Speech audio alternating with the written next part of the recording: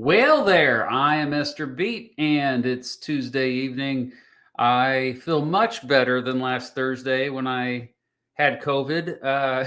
So sorry we had to delay this. Oh, Mrs. Beat just said in the chat, it's 7:04. You're 4 minutes late. Okay, sorry about that. But we have a live stream here planned looking at gerrymandering. So I have two special guests who will be joining me. But before I introduce them, I just wanted to explain, first of all, what is gerrymandering?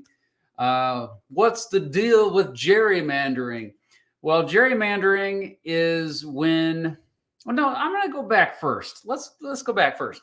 So every 10 years in the United States, for those of you who are outside of the United States, what we do here is we count everybody. It's called the census. We not only count them, but we also look at who are these people living in the United States. And we tally it all up and it's all submitted. It's a very tedious and very thorough process. It's called the census again. And afterward, we decide, okay, each state needs to adjust based on population changes. Some states gain population, other states lose population. And based on that, the new census data, the population numbers, each state is responsible for creating new districts.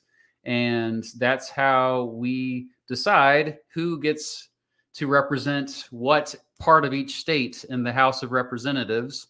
It also plays into the Electoral College for presidential elections. And so some states will lose or gain electoral votes based on that. But tonight we are looking at redistricting for the purposes of the U.S. House of Representatives. And so over the past year and a half since the census results, basically it's been a year because it was delayed, each state has been trying to draw up new districts. And in the process, many of these state legislatures have gerrymandered, which means they have drawn up their districts in a way to strengthen their own political party and or hurt their opponent's political party. So anytime a legislator manipulates the boundaries of a legislative district to favor their political party or to favor their power or hurt their opponent's power or political party, that's called gerrymandering. It's happened for the vast majority of American history. It's named after Eldridge Gary. It's actually pronounced Gary, but gerrymandering is what later the journalist said, because he was responsible for a district that was drawn that looked like a salamander. So Eldridge Gary plus salamander equals gerrymandering. Yeah, you kind of get what I'm saying. So anyway, we have some weird looking districts that have resulted because of gerrymandering. Some that quite literally look like animals. Some that look like a snake. I want to give a shout out to North Carolina over the years for your snake districts. But yeah, we're going to look at gerrymandering tonight. When I say we, I have two wonderful guests who have joined me. Oh, thank you, Hiram. Thank you. What would we do without the pronunciation police? Okay. So first of all, you know him probably already because he's kind of a big deal. We've collaborated in the past, I think, quite a bit with the 2020 presidential election. He basically is one of my go-to YouTube channels for analyzing political races at the national level.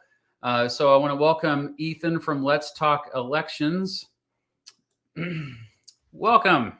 Hello, guys. So excited to be here. So excited to talk about gerrymandering. I've been doing it for quite some time now. So finally excited to talk about it in its totality today.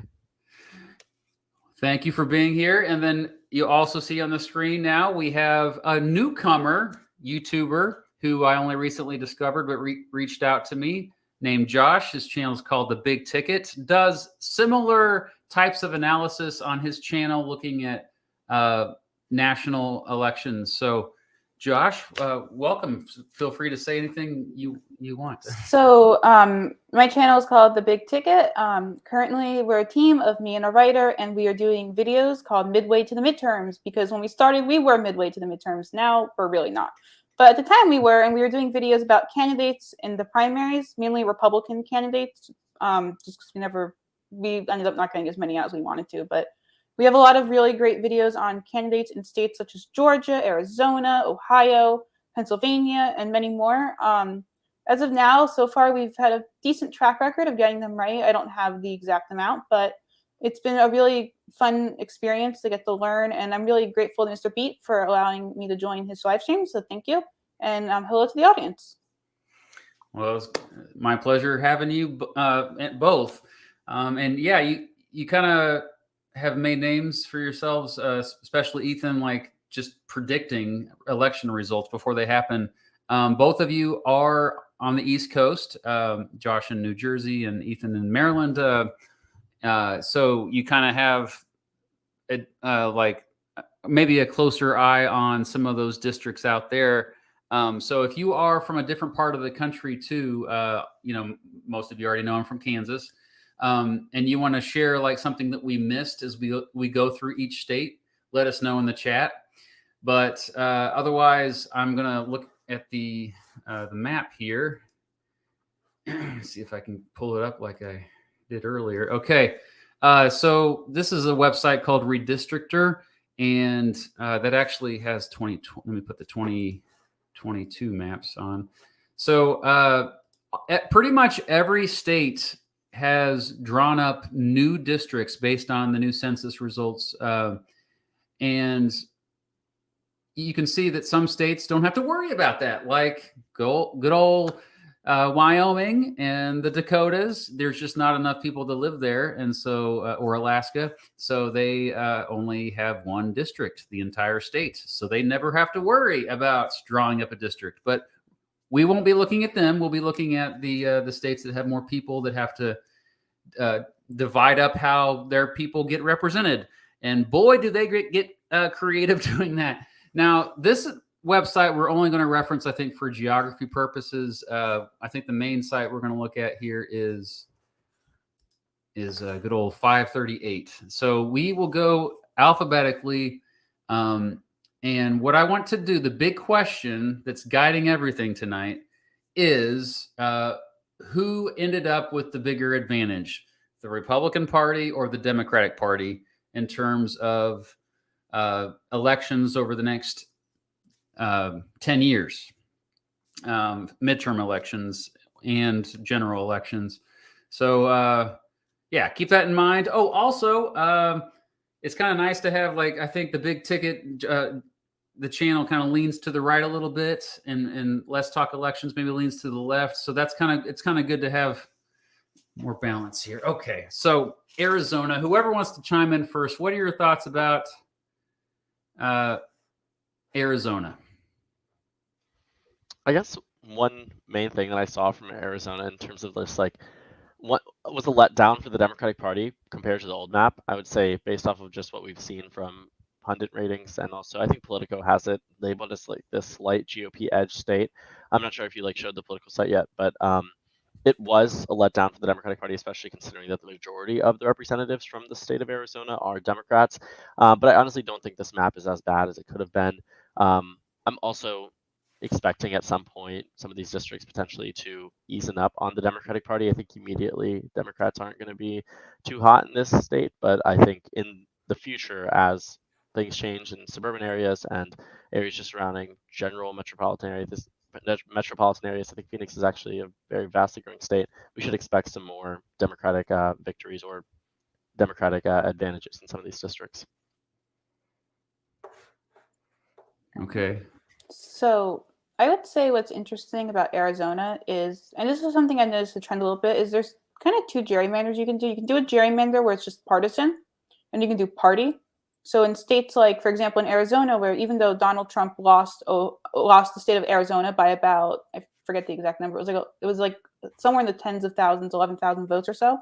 So it was a very close election, and the state, if you go off that, you should have about 50-50 in terms of seats. But what's interesting is in the state of Arizona, party-wise, in the state level, Republicans generally do very well in the state of Arizona. The governor in 2018, despite the fact the Senate actually flipped to Sinema, the governor did very well. I think he won. I want to say he won a record amount of votes in terms of Arizona for. It was either the governor, just he had a very high percent. But I think what's interesting about this map is Arizona's first, where even though it's R+6, and that would replace the formerly, and there's less Democrat. It was originally R+15 with Halloran in it, and I want to say that, what that does show is that despite that, Arizona, if you can win an R+15, and I do expect it to probably end up flipping just because of national environment, the fact that he was able to win it in an R+15 does show that an R+ district should still be pretty competitive. And Arizona, just like Let's Talk Election said, Ethan said, it should still be pretty competitive for Democrats. I do think that it's possible they could flip the Arizona's first, and Arizona's second will easily go Democrat in a neutral or Democrat-leaning environment. It would be competitive in a Republican environment, but ultimately it could have been a lot worse for Democrats, but it does definitely represent state power for the party, or party power within the state. So Politico does say that it's a small boost for the GOP. Do you both agree with that? Mm-hmm. Yeah, I would definitely say like it makes sense just looking at the map. But I mean, could have been better for Democrats, could have been better for Republicans, but definitely like small boost is definitely the way I would label it. Yeah, just because there's more competitive districts there, which, ideally in a fair world, Mr. Beat's world, right? Every single district would be competitive. But because of gerrymandering, many districts are not competitive. And we see just in Arizona, we only have 2 that are competitive in the old map. At least we have 1 more competitive in the new map. But I believe that's because the GOP wanted to have a chance, right? They wanted to. So we'll put a +1 for the GOP maybe on this potentially. Although this is, I personally don't think that Arizona is going to change much. Did we skip over? Do we need Alabama? to look at? Yeah. Is that worth looking at? Yeah, I think there's some competitiveness. Oh yeah, Alabama. I'm sorry, Alabama. I just assumed Alaska was first. Okay, so we'll do Alabama. Poor Alabama. Okay, so Alabama. What are your thoughts on Alabama? I would just say, like, looking at the state of Alabama versus the old map versus the new map, not much changes, right? You see it's equal partisan competition, but there actually was a map that had sort of, passed and was forced onto the state of Alabama by, I think, a third circuit court judge or somebody within the region that had said that there needed to be an additional predominantly black district. So looking at that case was made, ruled on, and then the United States Supreme Court actually said, no, we have to hold with the old map. We can't redistrict this late, and we have to go ahead and make a decision on this for the future of maps. And it actually might make it to a point where the VRA is no longer included in congressional redistricting. So it actually is a very big case. So had we skipped over Alabama, we might have missed a very important thing that might strike down in October. But I believe on October 4th, that's when they start hearing the case for this specific state and whether or not there needed to be an additional district. But there's also just so many more implications beyond just Alabama alone, more nationally speaking, in future redistricting years. Yeah, no, I agree. I saw that article. I think I sent it in the Twitter thing. Yeah, so it's going to be October 4th. Yeah, it's going to be a big one for the VRA, and the VRA is the majority minority districts. And we talk about Florida. There's also some theory in Florida with that, but I do think Alabama is going to definitely might be setting a precedent. Alabama, it was a least change map. It doesn't favor the Republican. I think you can give it a Republican win in the sense that they held on for 2022. I don't know what's going to happen next year at the Supreme Court. No one knows, probably not even the Supreme Court yet. But depending on what they do with the VRA, this map will either be a very big win for Republicans in the sense that they can continue the redistrict across the nation, even in ways that ultimately go against the whole minority majority rule, or what they can do, or it'll hold precedent, which will favor Democrats and end up we'll get 2. So for now, it's much riskier for Democrats ultimately. It's a very big gamble because it could pay off for Democrats well, and they'll get 2 in Alabama, 2 possibly in Louisiana, and so on. But it could also come at a very big cost, where we could see the VRA possibly get even more gutted, and Democrats would take not just a big loss in Alabama, which if they, instead of just taking the loss of no change, they could take the loss of negative outcome across the whole nation, or at least in the South. Yeah, I will say the Supreme Court, as it stands right now, like what we all know, that it's a conservative majority court that already, with the precedent of them not wanting to get involved with partisan gerrymandering or redistricting much at all. I did a video recently about the most famous redistricting Supreme Court case, Baker v. Carr. But I even feel like a couple of the justices today would be like, nope, they shouldn't. The Supreme Court shouldn't have stepped in on that one. Like, this should be completely states that determine this. So I don't see that going very far in the Supreme Court. And it does. I mean, I don't really see a change as well that's what it says, Politico here. I am fascinated though, like how, I guess, like just how dominating the Republican Party is in all of these districts, though. Like, it's not just like they linked up Birmingham and Montgomery, which is ultimately where it becomes a very obvious gerrymandering. Yeah. You could split this district in two, and you'd have two strong Democrat ones. I think there's some on 538. They have some examples of how you could do that, and both would be pretty. It would be a more, I guess you'd say, a more fair map, where you'd have a D+9 and D+21, which would be what would it have been? It would have been Birmingham, would have been the D+21. But obviously, Republicans don't want to do that, and you kind of get this little snake where it starts at Birmingham and it wraps around to Montgomery, and then you have this whole other area in the middle. It makes sense considering who's in control of the state. Mm-hmm. So looking at these districts, I mean, I'm not surprised that they've all drawn into Republican plus 34, 32 or more. It is obviously a bit disappointing that gerrymandering does occur, but I can't say it's surprising at all looking at the history of Alabama. I think it's been this way for decades now. Oh, yeah. Yeah. I mean, even up here, Huntsville, I know that Huntsville would not be a majority Trump voting town. It's another little blue dot here, surrounded by red. And so that's even another interesting thing to consider. Okay. So sorry, Alabama, for skipping over you. Now we're going to jump ahead to Arkansas, which the district I always have an eye on in recent years is this one up here, the 3rd district, where Fayetteville is, and that's the fastest growing part of Arkansas. Also, the people that are moving to this part of Arkansas, a lot of them are not from Arkansas. But it still has a very sharp partisan lean to the Republican Party. What are your thoughts on Arkansas? I would say the most important district here is definitely the 2nd district. That's with the incumbent Republican French Hill. So this used to be a competitive district. It was targeted by the Democrats in 2018. It was targeted again in 2020. It has since become slightly more conservative, but still conservative enough that in 2022, I have no doubts that the Democratic Party will lose the 2nd district yet again. So 2018, the margin of victory here for the Republican was about 6 points. In 2020, it had jumped up to about 11 points, but even then it wasn't safe enough for the GOP. So they did a slight realtering of the map, made it a few points more conservative, so they can fall back on it. Neutral year, Democratic year, Republican year, and still win. Yeah, that was quite the... I mean, it doesn't look that much different at first glance, but I guess maybe we should zoom in more on this one here on the other one. Let's. Yeah, I just had that open. I was looking at it. I don't know Arkansas that well in terms of this, so I had it open.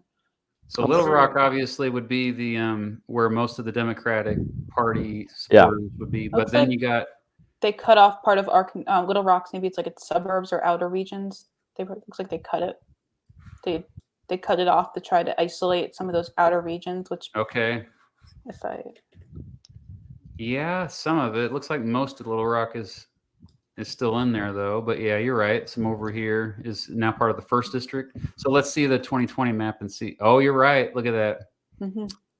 That's Also, it's interesting too, looking at the electoral history of the old map, where the 2nd district used to be competitive. Back in 2014, they actually had, which was a red wave year, both 2 districts in Arkansas were decided by less than 12 points. The 4th district, which went to the Republicans by 40 points in 2020, was decided by 11, and the 2nd was decided by 8. So very weird in Arkansas, I guess, like in a red wave year, ended up having the most competitive districts of the decade. And then 2 years later, ended up being very solid for the GOP. Just interesting. Mm-hmm. And something we haven't said yet is that there's so much that you can't predict, including, new people, new Americans are born every day, new voters.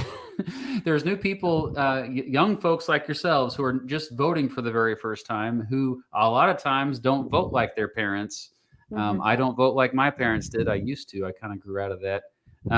And so like that's some things are unpredictable. There's a lot of people moving, especially since the pandemic, a lot of people working remotely. We're going to see we're seeing gerrymandering, but that doesn't mean that's going to have the same effect that they think it's going to mean, because who knows? Maybe there could be a lot of people moving from different areas that they just don't know about. Okay. I did want to quickly call out, and Arkansas is just a good example of this with Little Rock, is that sometimes even if you don't gerrymander the city, you can gerrymander the suburbs around the city that still vote that still vote very heavily Democrat, and you can cut them off so that it ultimately creates this weird of a mess of a map, like what we see with Little Rock, where it's surrounding areas which aren't technically part of the Little Rock city are still part of the region that still votes the same. If you look at the Atlanta suburbs in Georgia, just another example of these type of suburbs, and they or Pittsburgh in Pennsylvania in PA 17, you can kind of see that they'll kind of shape it around these suburbs to either gain or to lose the partisanship, because even though it's not the literal city, it's still a massive amount of people. Yeah, and if you zoomed out like this, you don't necessarily, it doesn't seem as gerrymandered, but then you zoom in, like even like this little section here, I'm curious on the 4th district in Arkansas. I got to see, what is that about? Let's see, okay, so this is the 4th district. So that's the old map. Here's the new one. This little part that what is this all about? There's not much there, actually, is there? Maybe just a river thing. I don't know. Yeah. It is a river. Okay. Yeah. Okay. That explains it. Okay. So can we agree that with Arkansas,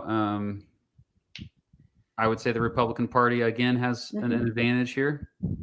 Although Politico says little or no change, but I disagree with that one. Definitely a change, but it might not. I mean. And Ethan, you'll probably know this, because I don't necessarily know offhand, but you know the last time Arkansas 2nd voted Democrat offhand? I don't know. Yeah, I could look it up.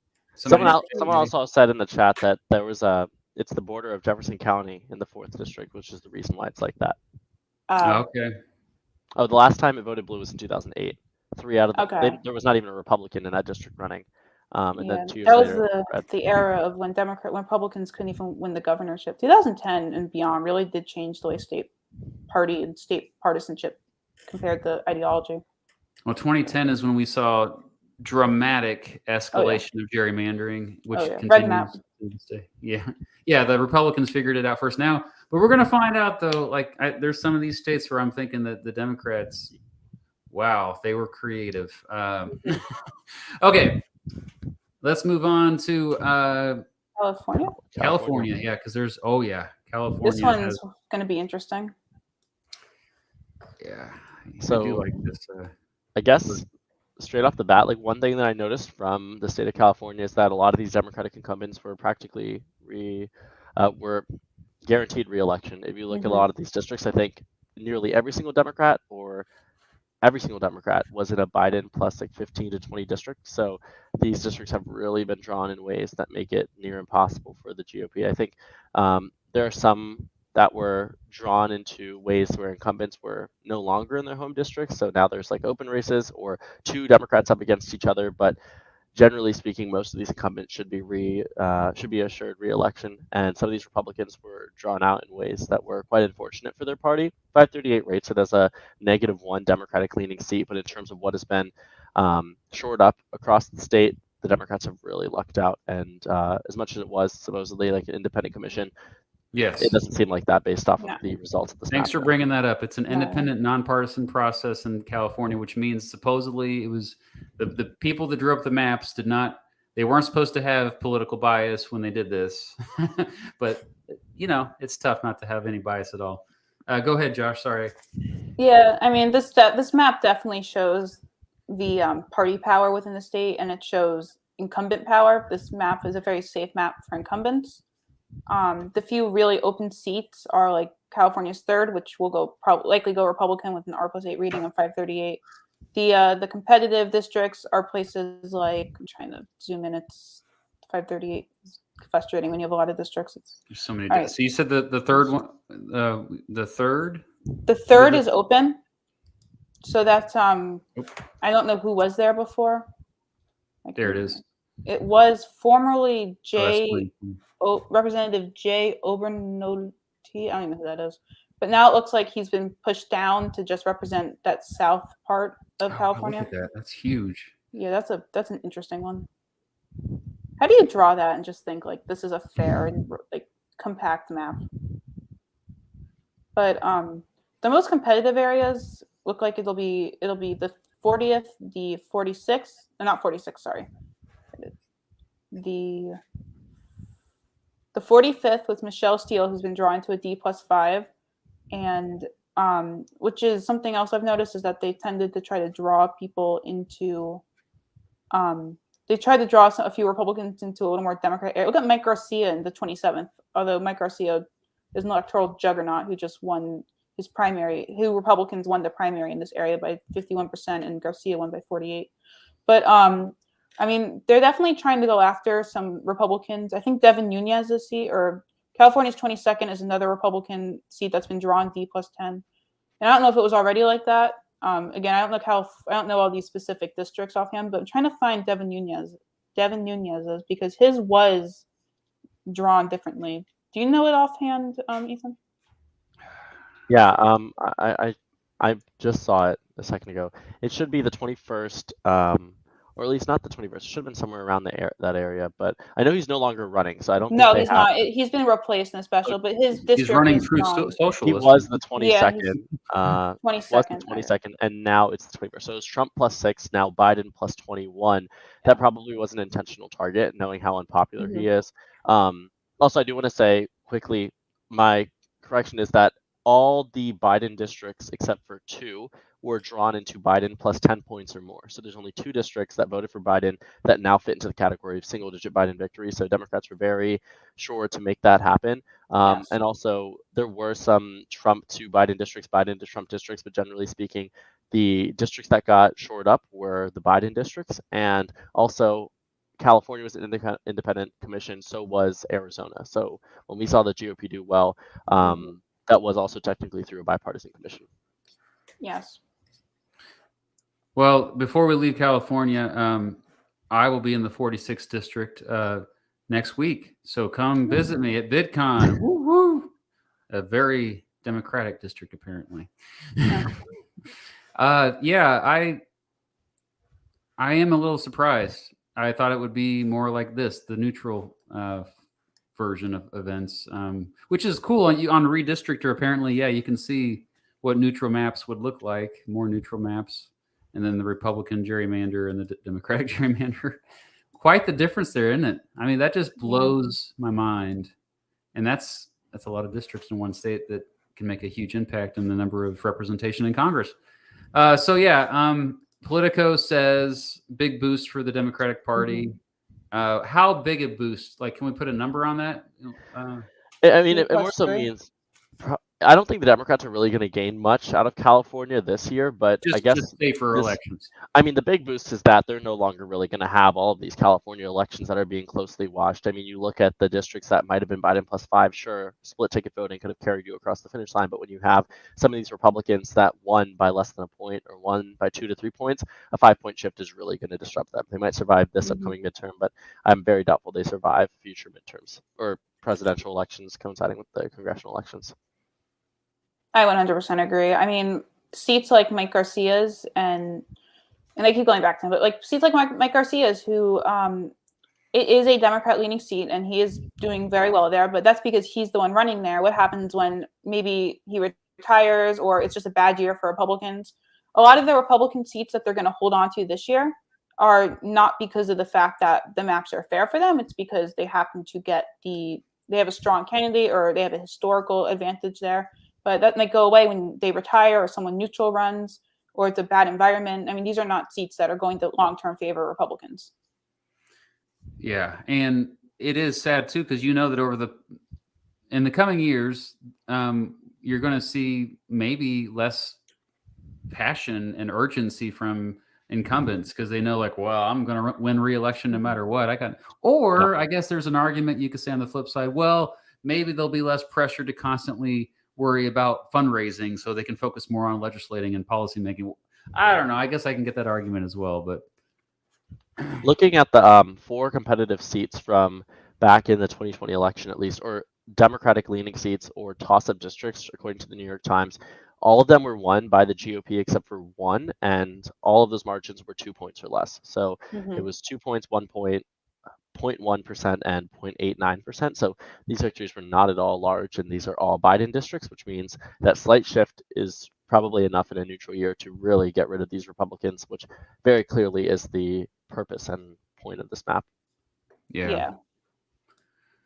All right, so we've got Colorado next. This map's actually pretty good, I'd say, just off the bat. Again, another independent, nonpartisan process. Yeah, I mean, the Democratic Party was really unhappy with this map. They didn't like it, it seemed, especially looking at the reaction from those who saw the map. This was one of the first in the nation to finalize. It was one of the first displays of what an independent commission could actually mean. And while I do think that this map might equalize things, we're still talking about a state that voted for Biden by 14 points in the last election. So to see it come to a point where the majority party might end up losing the amount of districts within the state, or at least tying them, having the possibility of losing. I mean, next election, we have one toss-up district, we have a Republican-leaning district, and Colorado's 7th, which Ed Perlmutter is a Democrat plus 6 district, according to 538. That could be winnable for the GOP. I just don't think it makes sense that there's enough seats here that the GOP could win an outright majority across the state, unless we're really looking at a super significant shift across a Biden plus 14 state. But I just don't know if that's really possible. Yeah, just give me one moment to just pull something up. Quite a district for Boebert there. Yeah. Yeah, for sure. Slightly more conservative, but not super. I mean, she could still lose this district, and I think she just got into some new things today. So this Colorado's 8th is the one that caught my attention. I'm going to look at this closer on Redistrictor here, because I'm pretty familiar with this part of the country. I'm there all the time. I have friends that live in the Denver area, and Colorado Springs too, which is quickly changing. But okay, that's the old map. So 2022. Yeah, this one here, this 8th district that's the most competitive, right, in the whole state. Mm-hmm. We got Greeley, which I think is it's more purple than people realize, although it kind of historically has more of a blue collar, like more probably conservative leaning. it's a new district. Yeah. And they threw Loveland in here, which is basically a suburb of Fort Collins. Fort Collins, very blue. So I thought that was interesting too. Maybe that's why Democrats were upset, because they felt like they can make this more competitive, this 8th district more competitive, if they kind of maybe put Loveland in there, or maybe part of Fort Collins in there. I think also the concern was that the map should at least have some type of at least inherent Democratic lean in terms of these majority districts. 5-3 isn't exactly a 14-point margin, but it is something to be said that the current neutral status of this map is a tie. And this is a state that hasn't voted for the GOP since 2004 and infrequently votes for them. But also, I do see how the independent I think was the latest. The Senate. Yeah. That was kind of a fluke, probably. Pastoral. Yeah. But I wanted to mention. Oh, I'm sorry. Do you want to go? No, I'm done. Right. So what I wanted to mention was, and that's why I had to stop for a second to look something up. But So it went 41% to Donald Trump in 2020, and in 2016 it went to Donald Trump by about 43%.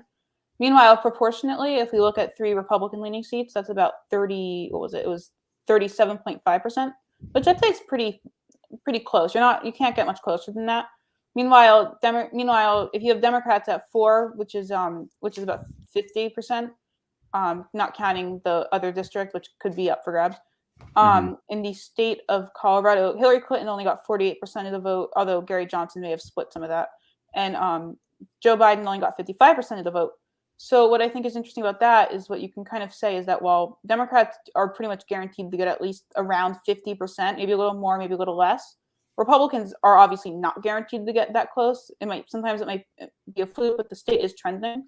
So to have that 8th seat there be R+3 to me kind of just says they recognize Democrats can get half of the seats or half of the vote on average and win. However, that doesn't mean Democrats necessarily represent the majority overall in certain elections. And but it does leave the door open that if Republicans are truly unpopular in Colorado, the 8th should flip Democrat in non-favorable environments. Meanwhile, in a Democrat neutral or favorable environment, when there's an unpopular Republican or anti-Republican movement, it should go Democrat as well, which would overall represent Colorado on average.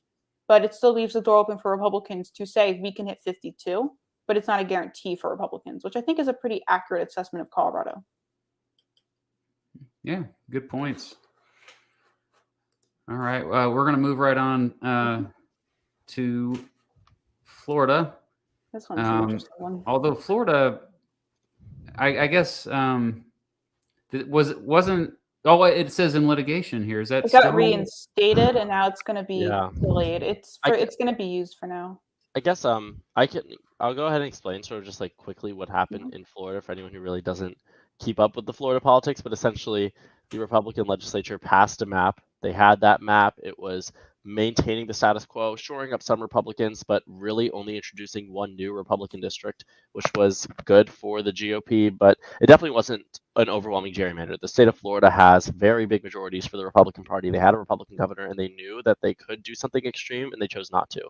The person pushing against that actually was Governor Ron DeSantis. He vetoed any map that would include a safe Democratic district in Florida's 5th district, calling it unconstitutional. In addition to that, he really wanted to go for a very extreme map. He proposed his own map. The Florida legislature didn't even take it up.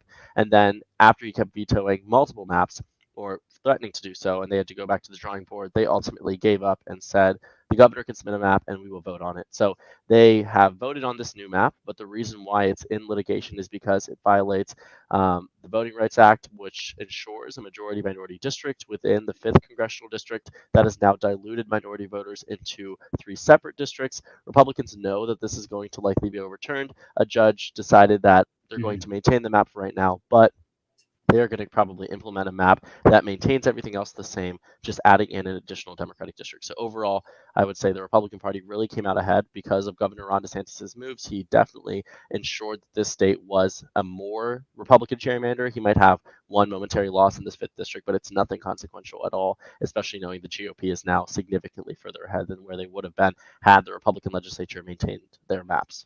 Even after the courts overthrow it? So, I mean, they're probably the courts really seem poised to just add in a 5th district that captures in Jacksonville, and that's it. Or that's the only problem. I think there's like an alternate version you can find on 538 that maintains the entire map beyond the 5th district and just reverts back those upper parts of the Florida districts to their technical old versions or somewhat similar. But the main thing here is that now this map, according to 538, is 18 Republican districts, 8 Democratic-leaning districts, and 2 competitive districts, meaning that in a neutral year, maybe Democrats are 18-10 in the disadvantage. This is also a state that in 2018, Republicans won the popular vote by 5 points across the state, but Democrats got 13 out of the 27 districts. So it was 14-13, a much fairer map, a much more I guess a better map in terms of capturing in voter sentiment, but this map does not do that at all. Yeah, that's horrible. Look at this. Boom, boom. So R plus 28, D plus 23. That's crazy. Go ahead, Josh. So something that I saw that was very interesting about Florida's 5th, and I'm in no way claiming this is the correct legal interpretation. I'm just saying some things I was reading about the DeSantis argument. So Florida's 5th district, as it was, if you go on, you can see it on 538. I believe it was. Let me see. Florida's 5th original district was about 46% or so African American, and so the argument DeSantis has is that under some court rulings, not only does Shelby Reno. yeah, that, and I think it was, I want to say it was Thornburg v. Gingles from North Carolina. I could be wrong about that one, but basically his argument was it had to be above at 50%. It had to be a majority. It had to be compact, which Florida's 5th is not compact. Objectively, it's giant. But outside of that, what he would argue is that because it's not a VRA protected seat, it violates Florida's rule against gerrymandering, partisan gerrymandering, which is ironic, because if you get rid of the fact that this is a minority protected seat, it's not if you ignore that part about it and you just look at it from a partisan standpoint, I mean, this is a very interesting looking map. That's a very interesting looking district without that. So what DeSantis is going to basically argue is that it actually that it's not a VRA seat. It doesn't meet the requirements. Therefore, it violates Florida's constitution. So he's basically going to try to challenge the district as unconstitutional, and therefore he's following the Florida Constitution by creating a Republican gerrymander in that section. Now, granted, there's nothing stopping him from just doing a small Jacksonville district. Obviously, he just wants to have a win for Republicans. But Republicans are, at the very least, claiming they have a reason they have to do it this way. And that's what DeSantis has been claiming. Whether or not it holds up is going to be up to the courts, both the Florida Supreme Court, which has not fast-tracked the case and heard it quickly. They're going to wait probably for a while now. I'm not sure when they reconvene. And federal courts.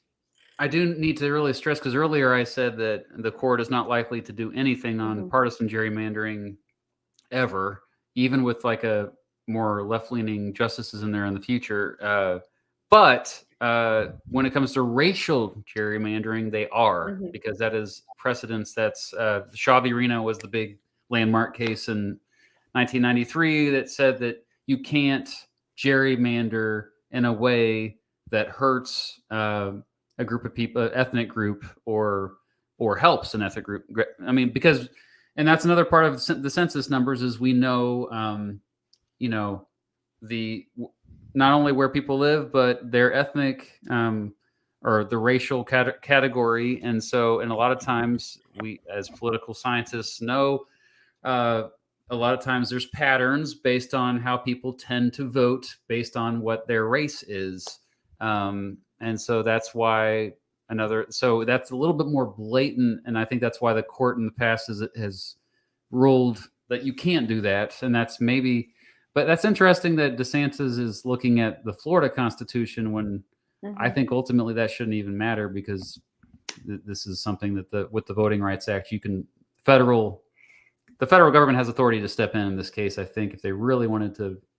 Yeah, the challenge for DeSantis is to prove that this is not a VRA protected seat. So he has to try to claim that the federal government has no jurisdiction because it was never protected. That's his first big challenge. Oh, I see. Okay. The second, once he proves it's no longer protected, he then has to go to the Supreme Court of Florida and say, see, it's not protected. Now we're violating the amendment that's in the Florida Constitution banning partisan gerrymandering, because he would claim making a 200-mile strip of Democrat congressional, when you can make a more compact one, which even though you could make a more compact one that's Democrat, that has a Democrat district there, he's going to claim that this thing is unjustifiable without the racial aspect. Therefore, it's unconstitutional in Florida and needs to be replaced. So that's going to be his big. I have the old map up the whole time. Sorry.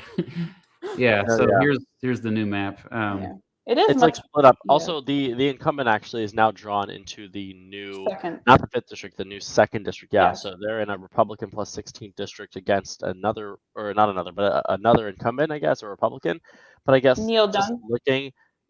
looking at the state of Florida, looking at this Ron DeSantis map, there's and from a nonpartisan standpoint, left-leaning, right-leaning, it's a gerrymander. It's a very very intentional way of drawing this map to dilute Democratic voters in a state that rarely votes for the GOP on a high level. They've had, I think, victories that are certainly applaudable. I mean, looking at Trump's ability to shift the state further right from 2016, but in no way do I think a map that in a normal year would result in a 20-8 or 18-10 map, Republican to Democrat, is at all fair. I think this is a complete violation of an amendment in the Constitution that went to the voters and was overwhelmingly approved of. I mean, this is just something that I really could not wrap my head around, and I would have much preferred to see a map that was fairer, like the Republican introduced map from the initial deliberations and the one that was initially passed by the Florida legislature. Yeah, here's what a Democratic gerrymander would look like. Florida also has a lot of state power for Republicans. I think Nikki Fried, if I remember correctly from all her campaigning, is the only statewide elected Democrat left in the state. Yeah. And Republicans have basically controlled the governorship, among other things, in Florida. So it's important to remember it might not be proportionate statewide, but Republicans also basically have a monopoly on state power in the state, which makes it so hard when you try to make a fair map, because you don't want to just, because you have to represent the population, but you also have to represent the power of the party within the state, because it can be tough. Because if you were to run 100 elections and your party, and you win, say, by 52% of the vote every time, but you win all 100 of those elections, then do you really only have 52% of the power, or are you much more powerful within the state, even if you only represent 52% of that populace? So if you're winning every election, you're not just 52% of the ultimate power of the state, like in the government. You're not just 52% of the government of that, so you have to represent that as well. Yeah, makes it hard. Yeah. We're supposed to live in a representative democracy. Mm-hmm. That's right. And it's clearly not. No.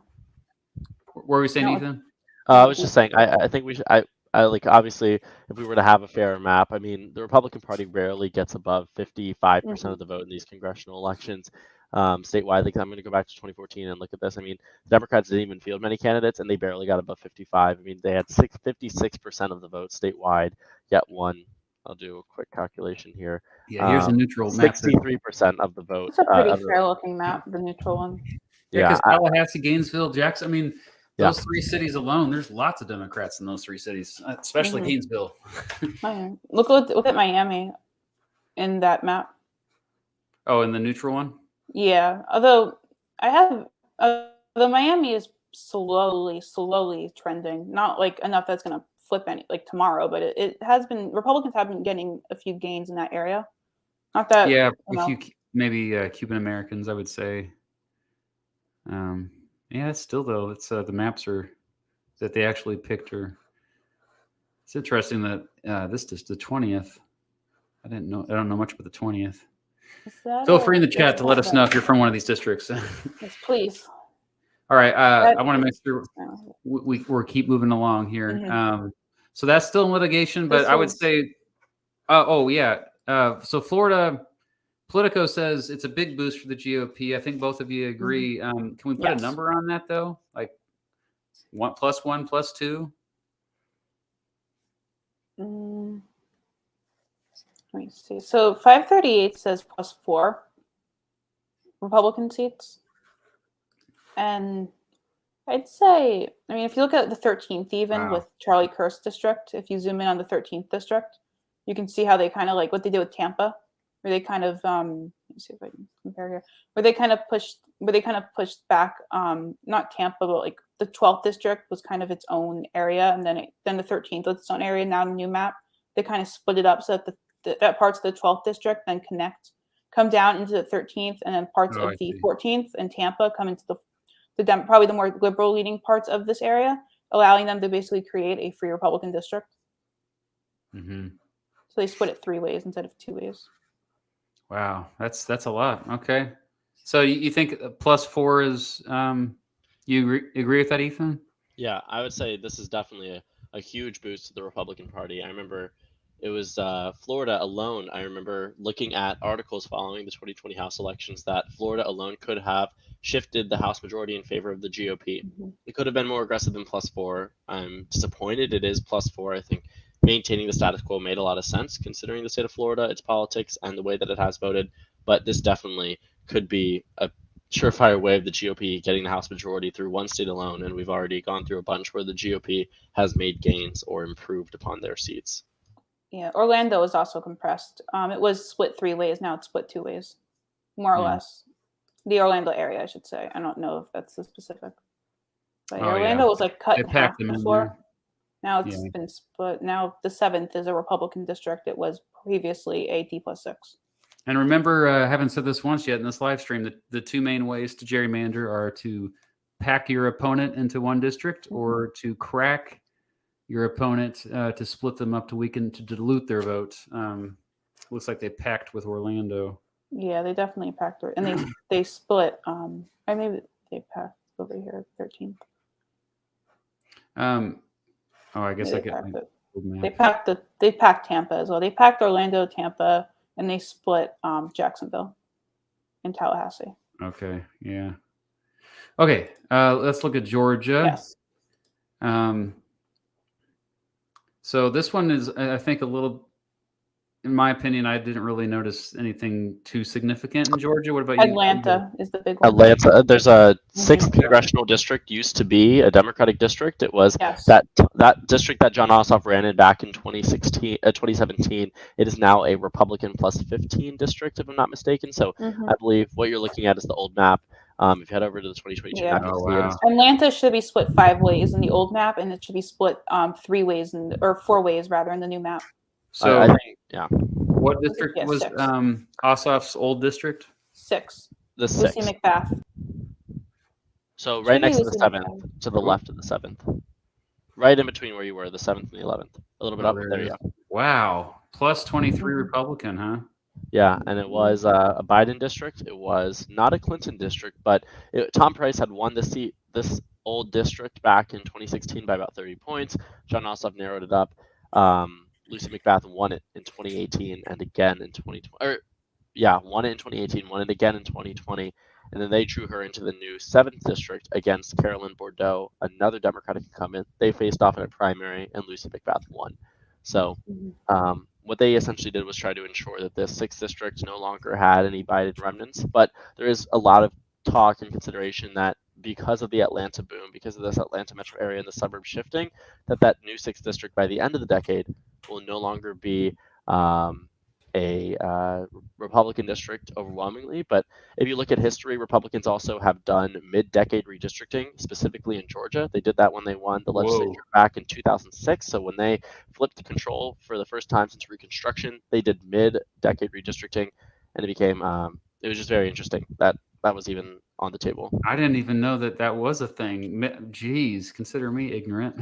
Mid-decade redistricting. Oh yeah, it happened in North Carolina like a million times. Oh, of course, it happened in North Carolina. North Carolina is the most notorious historic. It's gonna definitely happen in Ohio, when we get to that. But it's gonna happen in Ohio regardless of the outcome. That map is. You think this decade it will? Yes, because no matter how the courts rule, they're going to have to change something. That thing does not hold up. Even if they get a good Republican outcome, it's not going to hold up. What I think is interesting about this map, and I think where my problem with it comes, is that we saw in 2020 and then 2021's Georgia primary. I mean, not Georgia primary, Georgia Senate elections. Is that the Atlanta region lately has been turning out like full force. Stacey Abrams built the political machine there. And while I think Republicans definitely have a much better feeling now than they did beforehand, you can tell they were kind of scared of the Atlanta region turning out in full force, because they kind of tried to limit Atlanta's influence by creating 4 strong Atlanta areas that will go Democrat no matter what.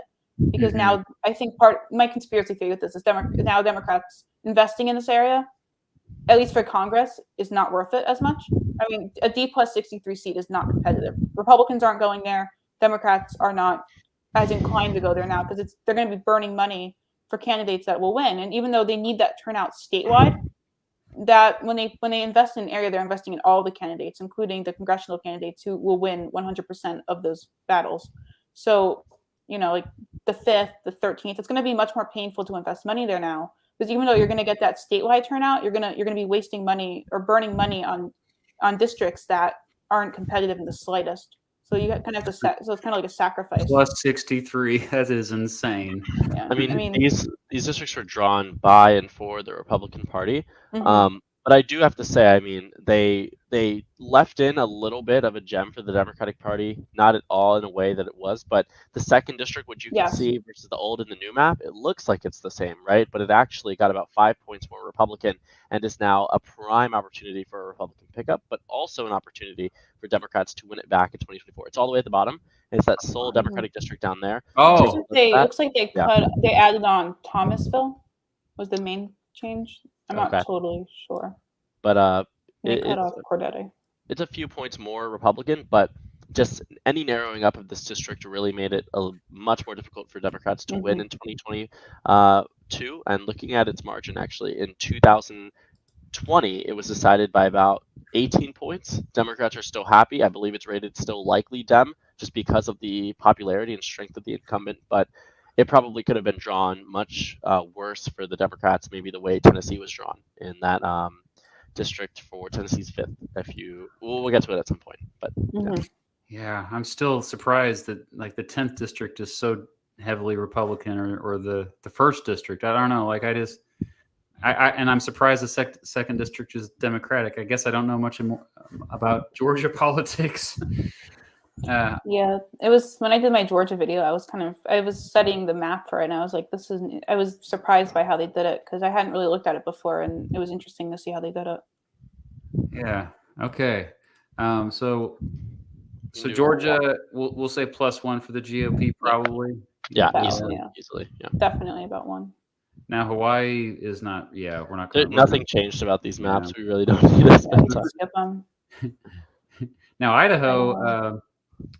I think what's interesting that I just briefly, I know you don't want to mention, but Boise is one of the fastest growing cities in the country, and the vast majority of people moving there are from out of state. So that's something to consider. It is. Looks like they split it. So the main part of the city is in District 2, and the general outer suburb areas are in District 1. Not that it makes a difference. Oh yeah, look at that. I don't even know if you can gerrymander Idaho. Advantage for the new. I mean, one thing you can't even gerrymander. If you look at 2010, there was a Democrat who lost re-election in Idaho. They won first in 2008 under Obama's year. They won by 1 point. 2010, they lost by 10. But the interesting thing about it is that the Democrat was the NRA endorsed candidate. So it's the only Democrat in the 2010 midterms that was endorsed by the NRA, I think, within this region of the United States. And it was a big deal. But now it is just such a Republican district. And it doesn't even have anything to do with congressional redistricting. The map is nearly the exact same as it was 10 years ago. But now it's Republican plus 40. But then it was a Democratic competitive district when Obama was running. Just very interesting. If you look at the Democrat gerrymanders on the redistrictor, even then, it's still Republicans win both. Not by as much, but I mean, sometimes the geography is just not there. Like West Virginia, the Democrat proposed maps were still Republicans winning both by safe margins. It's just Idaho is not a place where you can really make it good for Republicans. At all. I mean, Democrats. Keep an eye on it in 10 or 15 years is what I'm saying. Oh, yeah. All right. And I just me being the geography guy, paying close attention to that. Okay. Next, we've got Illinois, which notorious for its gerrymandering, one of the worst gerrymandered states in the entire country. Yeah. I would rank this as like chat's very interesting. It's been making me laugh throughout the whole stream. I keep looking at it and seeing the funniest messages. I love my chat. Yeah. You've been ordained Mr. Beast, so I guess will you be giving away everyone like $100,000 for joining the stream? Is that the way it works now? Yeah. Let me just call up my senator and see what I can do. It was really cool to see Cory Booker respond because he is my senator. So it was cool to see my own senator actually respond, even if we're not on the same ideological side. It was nice just to see my senator from New Jersey, actually come out and talk to the people. And he's a good human being. So you realize, well, who cares if I disagree with him? Oh, definitely.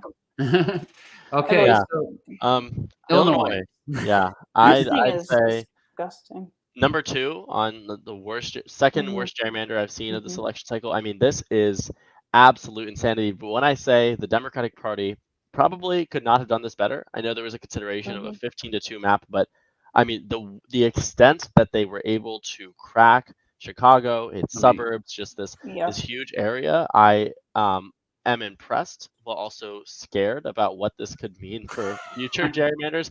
I mean, I see it as this is absolutely just a gross misuse of redistricting. I don't think this map should have ever been implemented, but what I do see is that the Democrats also are getting a bit fiery. I remember back in 2010 and throughout the past decade, the big thing was push for independent commissions. We will implement them in California. We will implement them in our blue states, and the Republicans will follow suit.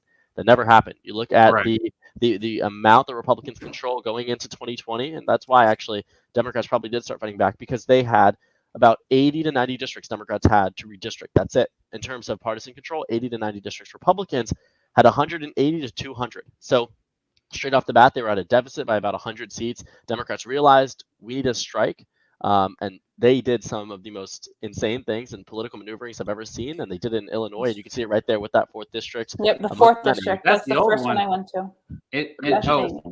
Yeah, so that here's the 5th one now.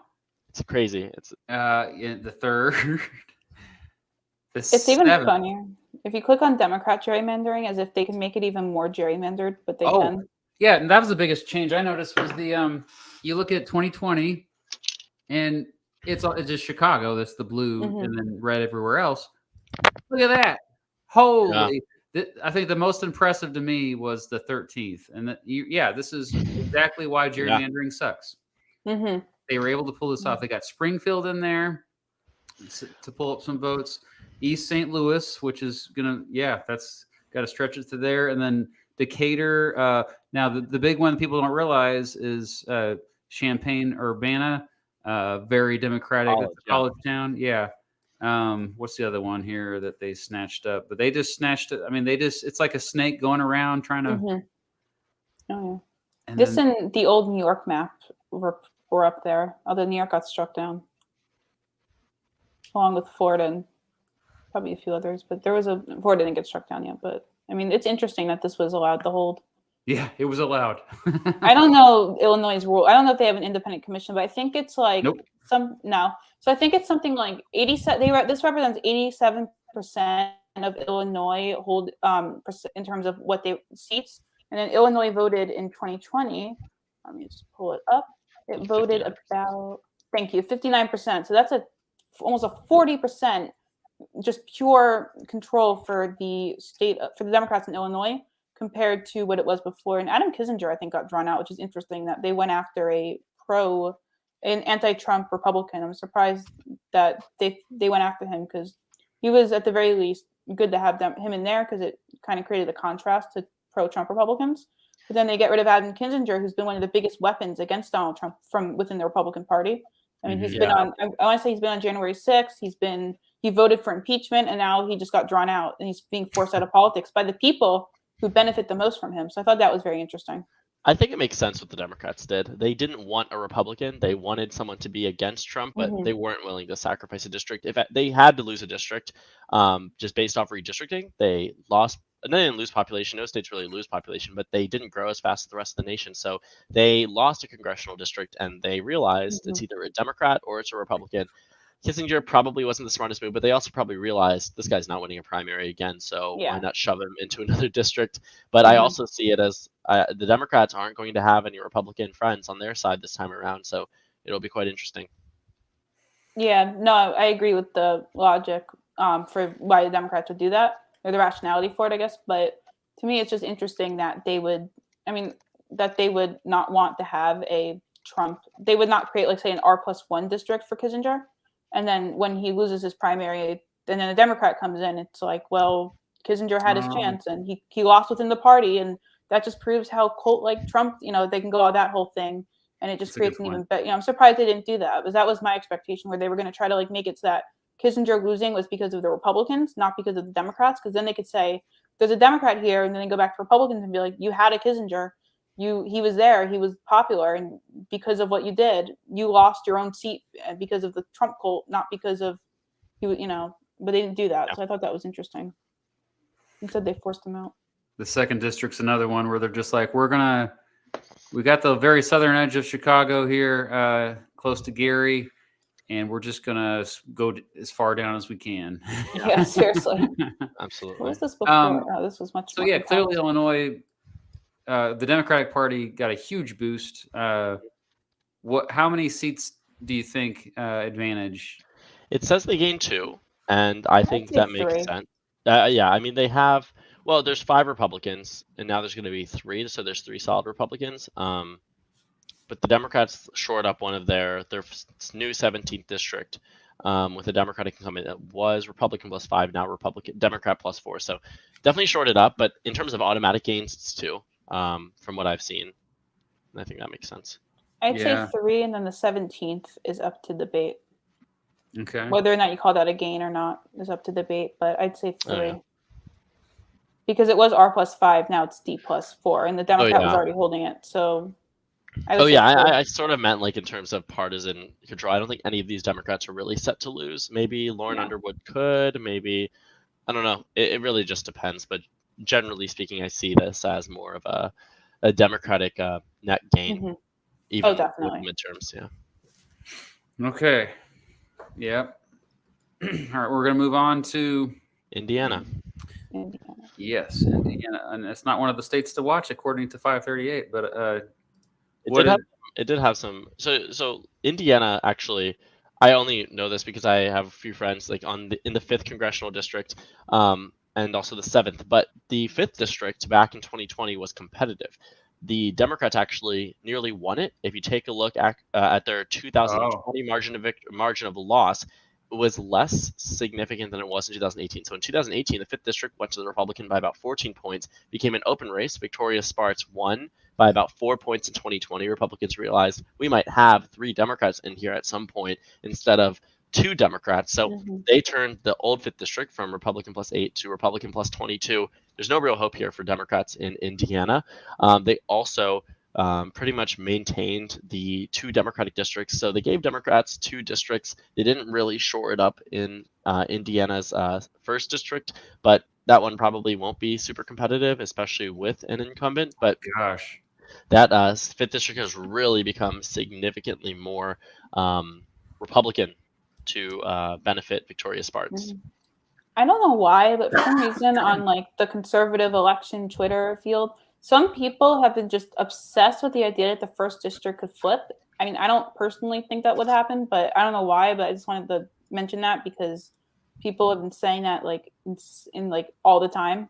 So I just wanted to mention that as like just mention that. I don't know why. I mean, personally, I think this map is pretty much a least change map. It's not too much different. A little different. They changed the 5th, but it's nothing partisan wise. It's not too much of a change.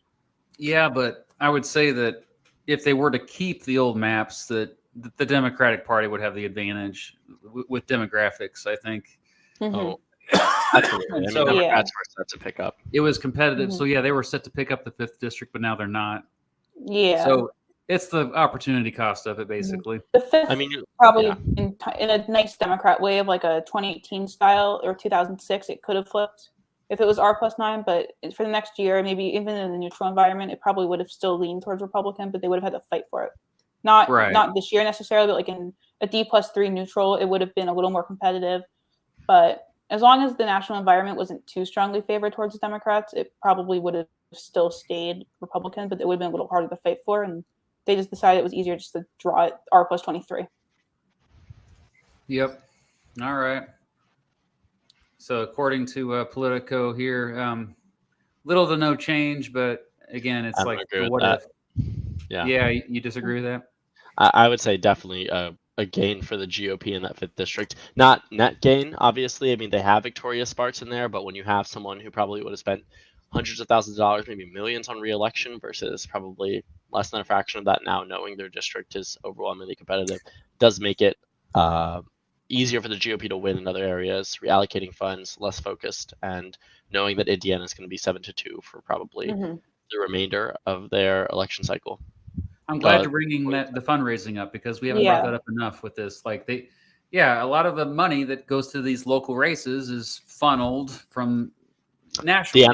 The NRCC, National Republican Congressional Committee, or something about that, or NRC Congressional and RCC, something. They do a little bit different messaging than the Democrats do, but something around that.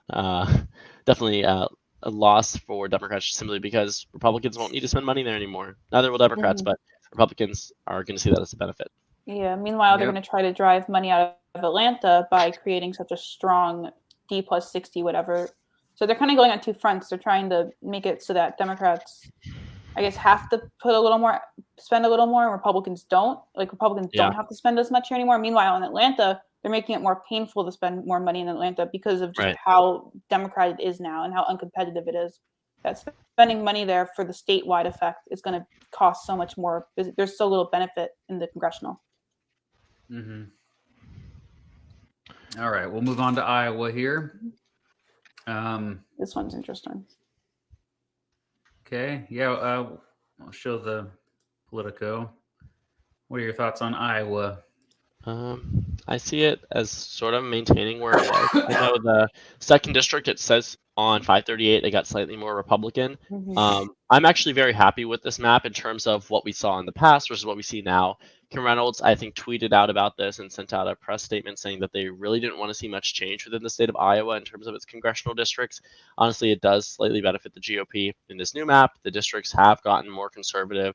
Well, the first district more so than anything, but generally this isn't much of a change. I just don't see this as being really consequential nationwide. It's probably going to end up being 3-1 for either political party, depending if it's a wave year like 2018 or 2022. Neutral year, I think Republicans might still be able to maintain all four, which isn't the fairest thing in Iowa, but these districts are very winnable for both parties, which makes that more fair than anything. Iowa's first actually became, according to 538, it moved 1 point more Democrat. It's R+4, it was R+5, okay. And it was in an R+5 seat in 2018. It did manage to go Democrat before flipping from Democratic to Republican. And I think what that really does show is that Iowa, Republicans represent about 50% of Iowa on its own. And I think that's with Iowa second, where it's R+6 and still very competitive. Iowa is a state that can flip. Republicans on average probably win about 50-ish%, but they can still, that's very recent. I mean, I want to say it went blue for Gore, and it, Obama won it both times, and Trump had flipped it after it had been Democrat for a while, and it was blue for Clinton. So it's not like it's been this stronghold for either party. But I think right now Iowa's politics, with the way it's been trending, it's a pretty fair map to have two or so like lean Republican, safe Republican, and then two where they're a toss-up that either party can win. It might favor Republicans a little more than it should, but it's still pretty much a fair map. I also think looking at the second district, I don't know if everyone knows about the election drama, but in 2020, the second congressional district was decided by a margin of 6 votes between the Republicans and the Democrats. Right. So Marionette Miller Meeks won 6 more votes than the Democrat with nearly 400,000 cast in the entire district. So It was a very big election. The Democrats actually refused to seat Marionette Miller Meeks initially because there was some court deliberations where some ballots going to be counted, where some ballots going to be thrown out. Ultimately, it resulted with a 6-vote margin, but Democrats saw this as instant pickup opportunity in 2022. Probably not now. That was during the Biden sort of boom, and this especially after the Georgia runoff elections, Democrats are really seeing this as an opportunity, but it definitely could be won by Democrats in the future, and it almost was back in 2020. It was literally a 6-vote margin down to the thousandths of percentage points. Democrats have the worst luck in Iowa because the same time, so they lose it by 6 votes. Then 2022, their main Senate candidate, who was more progressive, I think her name was Abby Finneker, or something along those lines. She ends up getting kicked off the ballot for the primary because of some signature thing. It gets reinstated a few days later, and then she goes on to lose her primary to someone I'd never even heard of. Like, it was just, she had Democrats in Iowa. I mean, it was for Senate. It was against Chuck Grassley. It was not going to flip. However, it was still interesting to me that Democrats just have bad luck in Iowa, just consistently bad luck in the state of Iowa with this kind of stuff. Yeah. Well, it's not as competitive on Redistrictor, but according to Politico, I'm very impressed with Iowa. Like, go Iowa. With 3 districts there that are still fairly competitive, despite Republicans gaining a slight advantage. But like you were saying, pretty much both of you were saying that, that doesn't mean that's going to last long term, even 4 years from now. So I think we can all agree, though, that this year, like, with the economy the way it is, the incumbents have the huge disadvantage. Okay. So we're going to go on to alphabetically. Oh, that means Kansas. That's my state. Oh, that's an interesting one. That's a very interesting one. This one went to court as well. The Republican Party here in Kansas, the legislature controlled it. I live, the old map you see here, the 2nd district. So I'm right here in the middle of the 2nd district, which was fairly competitive for many years. now I am barely part of this new District 1. So I live right here. I don't know if you can see, actually. Well, yeah, you can kind of see that. That's where I live, right over here between Kansas City and Topeka, right at the edge, and way over here in liberal Kansas on the other opposite end of the state. Kansas is a huge state. It takes like 10 hours to drive across it. Yeah. That's my district too, guys. Oh, yeah. So gerrymandering, so it goes from one competitive and then one Democratic leaning for the old. To which they said this is misleading here. I think 530. Trump was more popular here, but as far as the congressional race, it was more of a swing.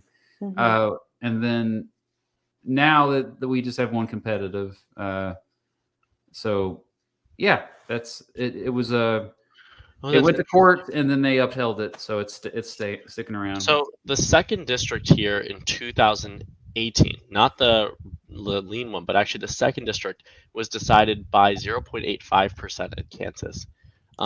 See? Yeah.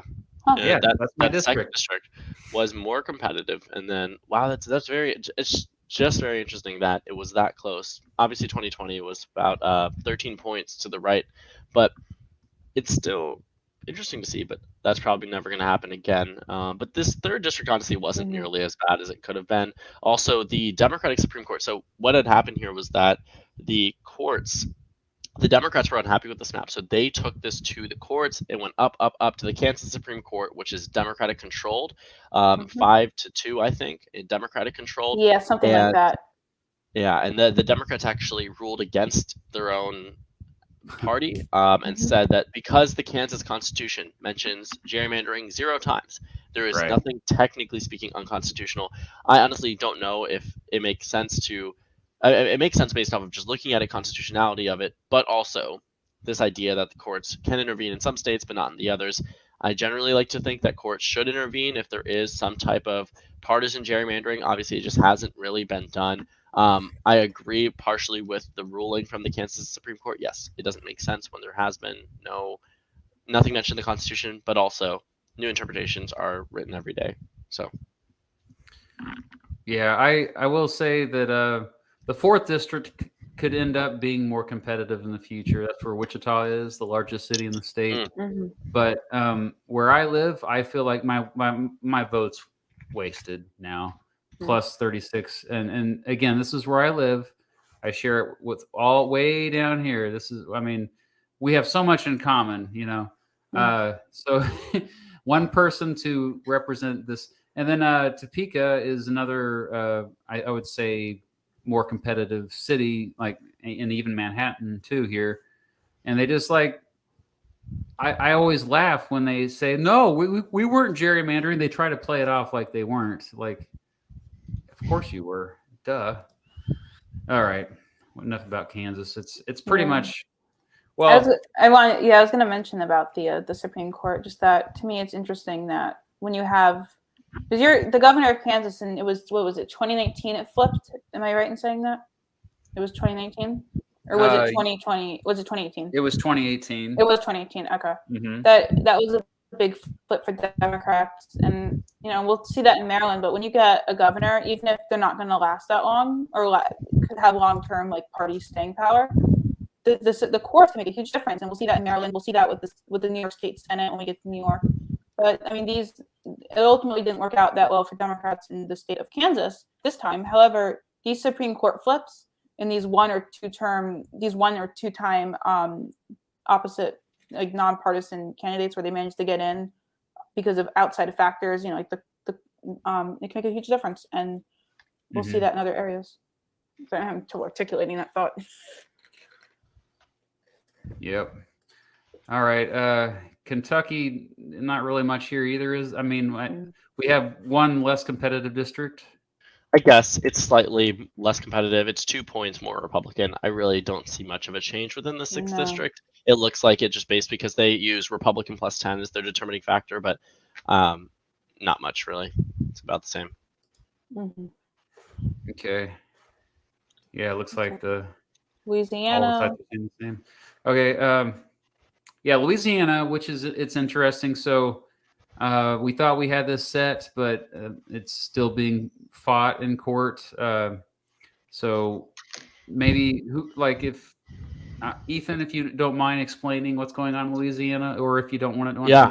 to So I guess right now what we've seen from Louisiana is that John Bel Edwards is a Democratic governor. He wanted the district to contain 2 majority black districts. That simply did not happen. The Republicans didn't technically have the supermajority that they needed within Louisiana, but they were able to get the votes.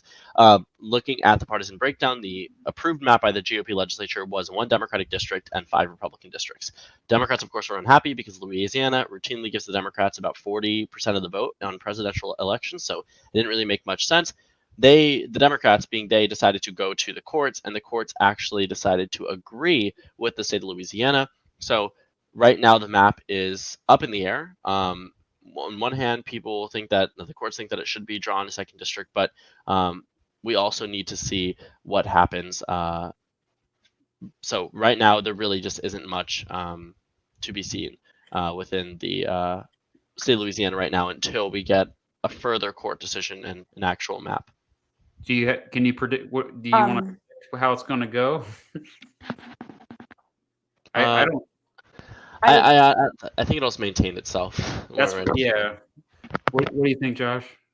So something I wanted to mention about Louisiana, which to me is very interesting, is why, because I'm sure a lot of people are like, okay, so this is a very similar case to Alabama, 2 versus 1 Voter Rights Act protected districts for minority voters.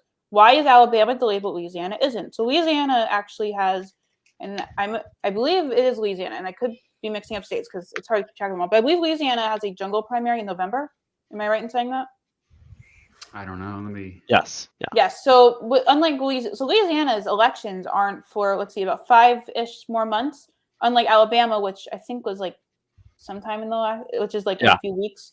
So the courts can say to Louisiana, you have plenty of time to go back. They're having a special session soon. They would just call a special session for the next few weeks. You have plenty of time to make a new map, make one that's fair, and litigate it. There's no reason you can't make a new map. Unlike Alabama, which said, well, it's too close. Can we do it next time? And then it went to the Supreme Court. So the Supreme Court ruling could ultimately end up making it so that Louisiana doesn't have to for next redistricting cycles. So if the governor ends up changing, for example, that type of thing, they might try to make a new map. I don't know if that's allowed in Louisiana. If they allow mid-decade redistricting, but the precedent that will probably end up ruling that the 2nd district has to be split into 2 versus 1 VRA seats might end up, this district, this ruling that changes this seat might end up outlasting, the seat itself might end up outlasting the actual VRA rule, depending on how Alabama's done. And I just wanted to mention that because it sets a lot of important context for what's going on in Louisiana and how it's very similar to what's happening in Alabama, but also how Louisiana's jungle system makes it also a lot more different. That's a good point. Yeah. All right. So not too much to say about Louisiana. Let's go. Maine, I don't think is also. It's about the same. I think they moved around a few townships, but nothing really. Yeah, Maryland's the next big one. That's a huge change. You said Maryland's the next big. Yes. So the Maryland Supreme Court. Here, I'll wait. Well, also this is Ethan's home state, so maybe. Oh yes, well yes, that's true. Ethan, it's all yours. Yeah, so quickly put, Democrats gerrymandered back in 2010 successfully. They had 7 districts. Republicans had 1. They tried to go more. In this new map, they decided to go with a map that gave Republicans not 1 district. They technically had the 1st district, but it was a narrow enough district that Democrats could win it in a blue wave year, meaning that in some delegations we could have 8 Democrats and 0 Republicans. Now, Maryland is definitely not a competitive state. Republicans get maybe 30 to 40% of the vote, depending on the type of election. We only have a Republican governor because anti-Obama year coinciding with the popularity of this governor. Beyond that, Maryland is blue through and through. But he's a pretty moderate governor too. Yeah. So what had actually happened here is that the Republicans were upset with this new map because obviously it was a gerrymander. It made it near impossible for them to win. They went to a court, it wasn't actually the Maryland Supreme Court. The Maryland Supreme Court is dominated by Republicans because it's technically also not a Supreme Court. We call it the Court of Appeals, but it's mostly Republican nominees. So and they wear red robes. Sorry. Oh, Yeah, well. so the Democrats knew if it got there, we would be stricken down. So actually, a Democratic judge ruled beforehand, we can't do this. Democrats are obviously unhappy with it, but realistically, had it ever made it to the Court of Appeals, a Republican-controlled court, it would have never lasted itself. Democrats decided to move forward with this new map through their own state legislature, and Larry Hogan signed on to it, said this is a bipartisan map. Democrats weren't super happy because now they're jeopardized within the 6th congressional district. This used to be a Democrat plus 15 district. Now it's Republican plus 1, according to 538, Democrat plus 3, according to Redistrictor. But I will say this is probably the most bipartisan gerrymander we can, or map that we can get within the state of Maryland, just knowing the regions and where the Republican votes are versus not. So Hogan saw this as a victory. Democrats really didn't, but there's not much they can do, knowing that they were going to have to listen to the courts regardless. Okay. Anything to add to that, Josh? No, that was pretty much everything I was going to say. And I was just going to once again say that when you have these kind of, I don't want to say fluke, but when you have these kind of fluke wins by a party in a state that you would never expect them to win, like Maryland or Kansas or Louisiana, you know, for Democrats and Democratic candidates and Republicans in Maryland, or, you know, these Supreme Court or Court of Appeals or whatever you want to call them, whatever they're called in that specific state, they can have this everlasting change because there was a good chance the Maryland court would have struck down the old map. I mean, that was a nearly D plus D8 map. I mean, it was very competitive in that one district, and it really shows that having these governors who reign who don't win re-election, or maybe the moment they win re-election they're lame ducks, their party's the lame duck, they can still have major influence that last years after they're gone. And we're seeing that in New York right now with the New York Senate, state senates. Yeah. All right. Massachusetts is basically the same, so we won't look at that. Blue. So on to Michigan. I was asked to call out Michigan's first district for red line politics. He specifically asked that I call that one out for being so big. Okay. That was it. He whoops, that's Maryland. Saying, sorry. Please call that out. Gotcha. Wait, quickly, before Massachusetts, for anyone wondering, does not have a Republican district because it is literally impossible to draw one unless you want to gerrymander the state. So that's just for putting that out there. The geography is not there. Yeah. Okay, so which district in Michigan again? Michigan's first, the top one. I was asked to specifically mention that one and ask what you thought about its size. It's huge. Yeah, well, nobody lives up in the UP, so yeah. But no offense to my Michiganders watching, but yeah, so kind of, and honestly, the whole Upper Peninsula does kind of have this whole cultural, somewhat, like, I could see this makes sense for it to be in its own district. I mean, I don't know. What do you think? Let me go to this. This Michigan map really wasn't bad for Democrats. I know that they weren't like super happy with the map, meaning that it wasn't this Democratic advantage, but also just knowing that it could have been worse. And where it is right now, I think Michigan is an independent or bipartisan commission. I know the state legislative maps, state Senate maps have gotten better for Democrats. State House, state Senate maps have gotten better for Democrats. In terms of the congressional map, no real downsides for Democrats. And 538 actually rates it as 2 Republican lost seats. So probably better off for Democrats than they could have anticipated, but obviously not the best type of map they thought they would get, or at least were hoping for, but realistically, it's not the worst thing at all. Yeah, and on the other side, Republicans should still be relatively happy with this map. I mean, the 7th is very flippable, especially in the current environment. It's an R+4 seat, according to 538, and I don't know much about Representative Slotskin, but it's very well possible she loses. The 8th is also flippable, especially in the current environment. And then you have the 3rd, which is a D+3, which again for Republicans is winnable now. And will these hold? No, they're very competitive. They'll be kind of bellwethery unless the candidate becomes this electoral juggernaut that lasts for 20 years. Even when it becomes a D or R+20, they're still holding on despite being the opposite party. But these are very competitive districts. They do. I think Republicans are the 2 seats Republicans lost. They could easily get back by winning the 8th and the 7th. All they have to do is flip them, and they're back in the. They're back in the. I guess you could say in the green. and they just got to hold the third, and they'll ultimately they'll be fine. But at the same time, they could lose it, and they're gonna have to fight for it. This is not, an easy gerrymander for them. It's a competitive map. Yeah, it looks like the where's the 8th dramatically changed here. So there's the 8th from the old. Yeah. They lost the seat, so I just wanted to mention that. Yeah. Oh, that's right. That's Yeah. okay. So that always makes it for a big change in the map. Yeah, no, it's interesting. I know Grand Rapids is the fastest growing part of the state as well.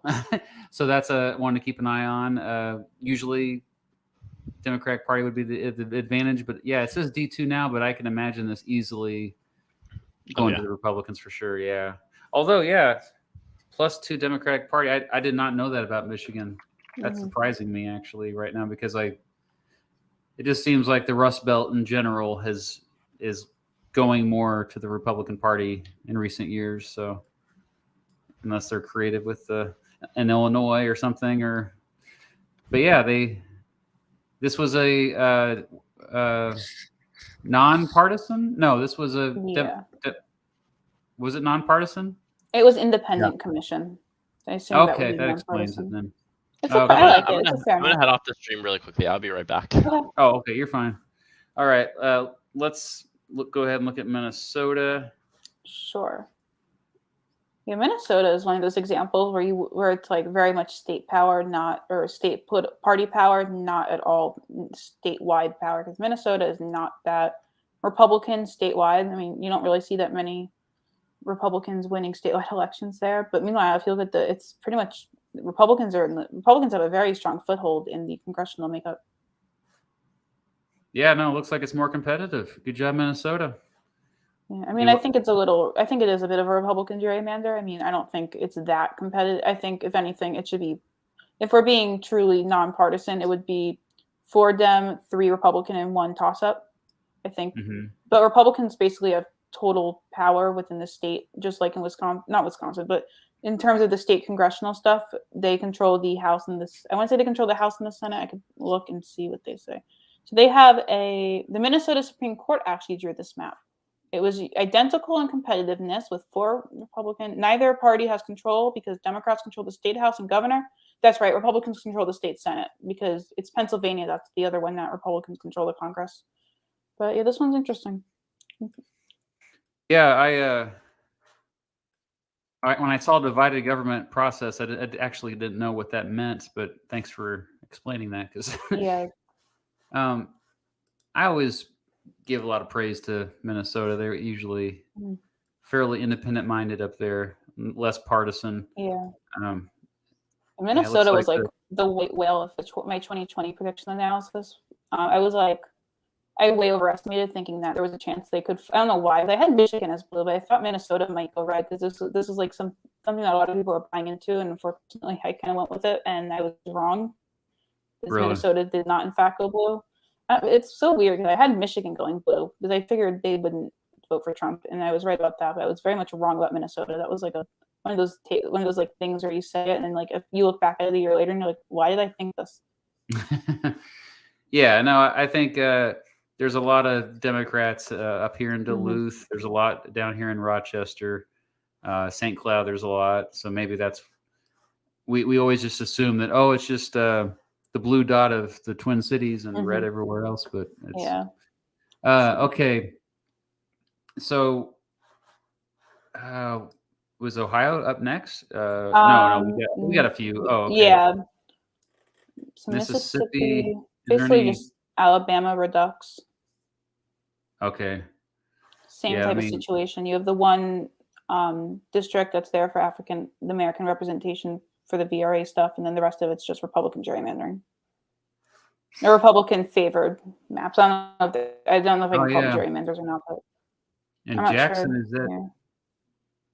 Looks like Jackson is split. I never knew that Jackson was split like that. Yeah, let's see. Neutral maps on redistricting would have the 3rd district be an R+9, and then the Democrat gerrymander would be actually you could split Jacksonville and have a 2nd and 3rd district that are both Democrat, plus 11, plus 8, and African American majority. So Mississippi could be drawn to be more Democrat. Obviously, it's not here because Republicans dominate it. And how the courts rule on Alabama could ultimately affect future races, such as when they redo Mississippi and how the races play out there and how they draw the maps. And it could ultimately net Democrats a favor and net Democrats another seat, depending on if they're forced to draw a second one or not.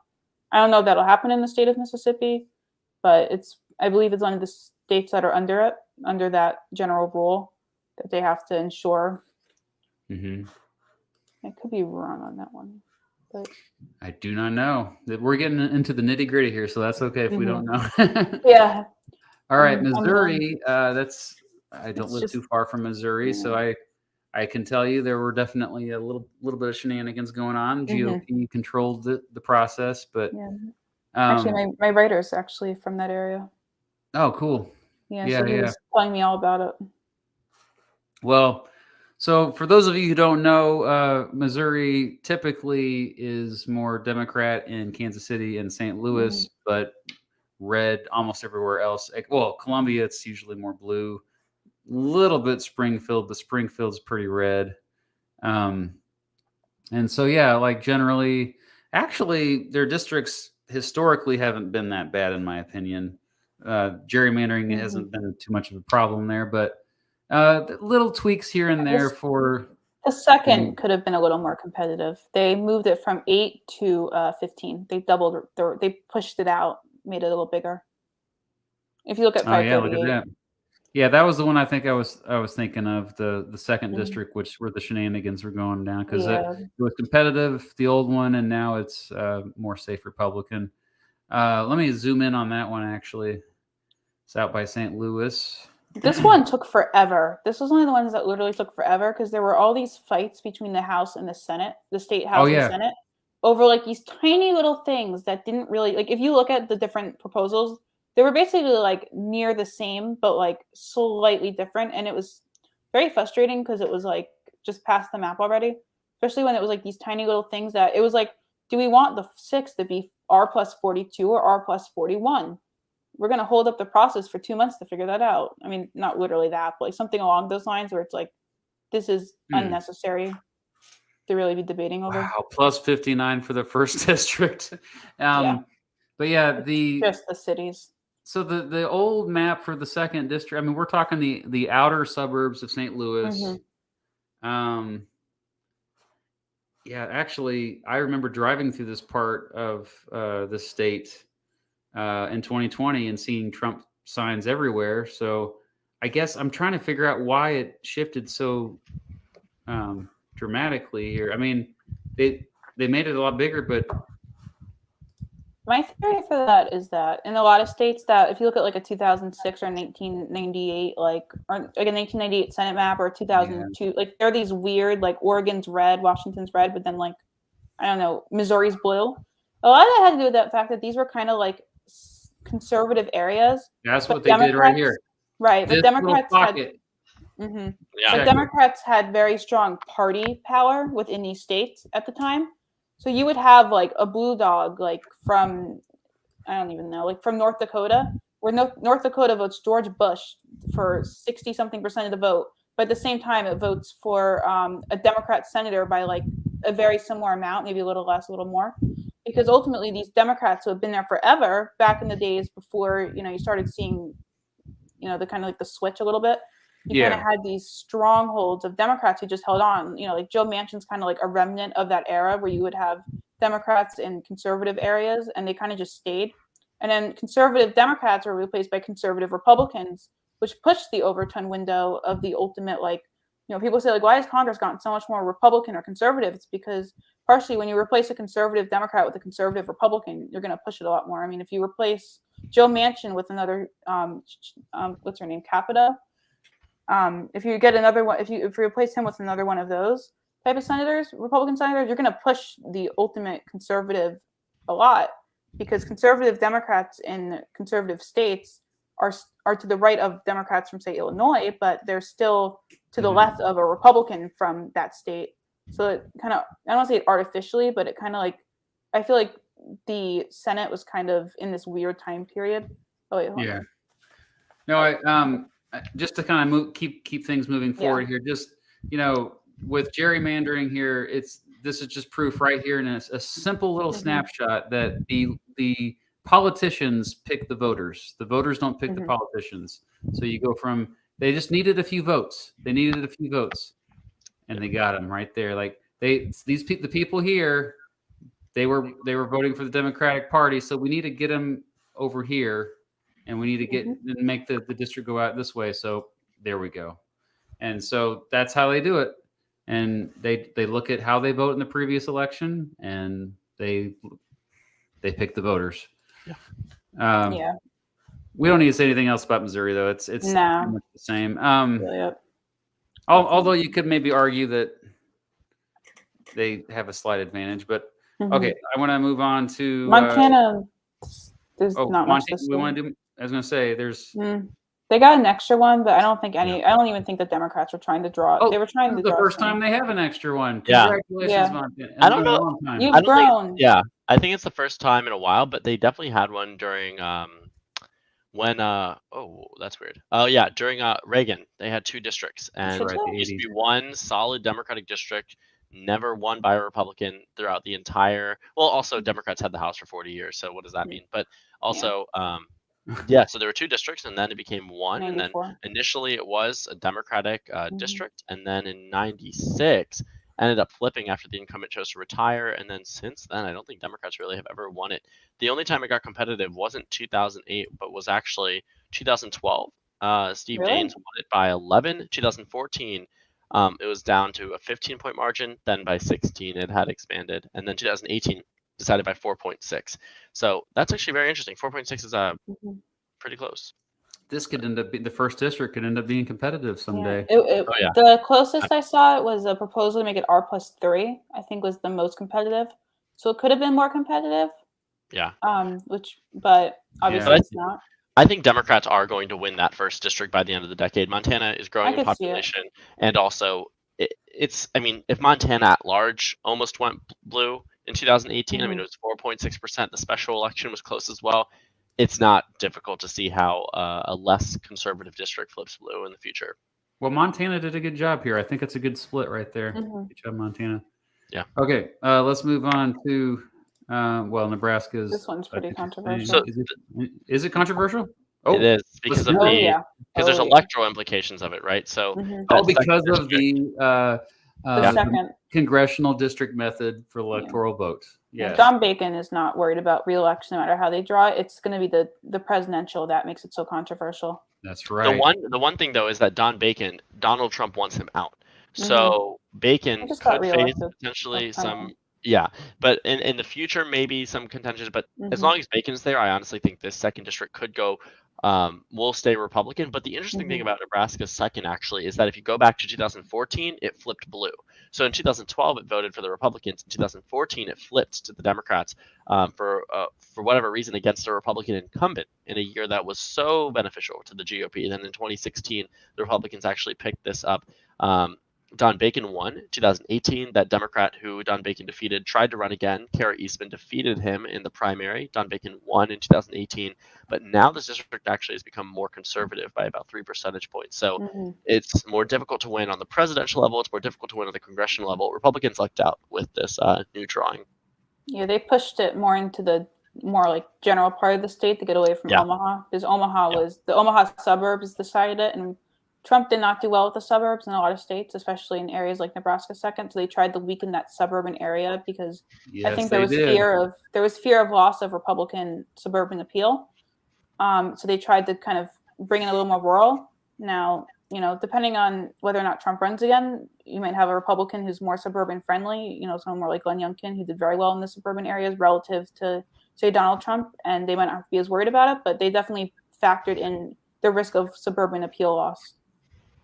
Now, I used to live in Omaha right about here, and I do know that this area here, La Vista Papillion, was definitely, this was the late aughts. So, 2008 was a good year for the Democratic Party, and I know that there was a lot of Democratic signs up around here but now that's part of that's part of the first district. So that's what you're talking about. The suburbs to the south are now not with the rest of Omaha, and instead we got Republican country out here. Very controversial. But I know Biden actually did better than Obama in the second district. He did.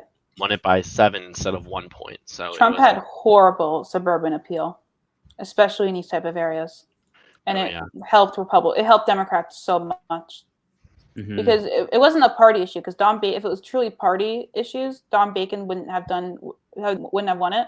But it was very much a Trump and the Trump type candidates who really did bad in the suburban areas. Because it was a D+3 environment. The ultimate congressional results did show about a neutral Democrat-leaning environment in the House, but you could tell where some areas. But then when you compare it to the 2020 election, you could see where Trump really just hurt himself with these suburban areas where it just hurt him in the statewide races. All right, so we'll keep an eye on that in 2024. Yes, that is when we watch it. All right, Nevada? That's another interesting one. I've seen some people call it and I quote, dummy mander. I called it that too. Did you? Yeah, I've been calling it that. In New Mexico are on the dummy mander list. Why do you call it that now?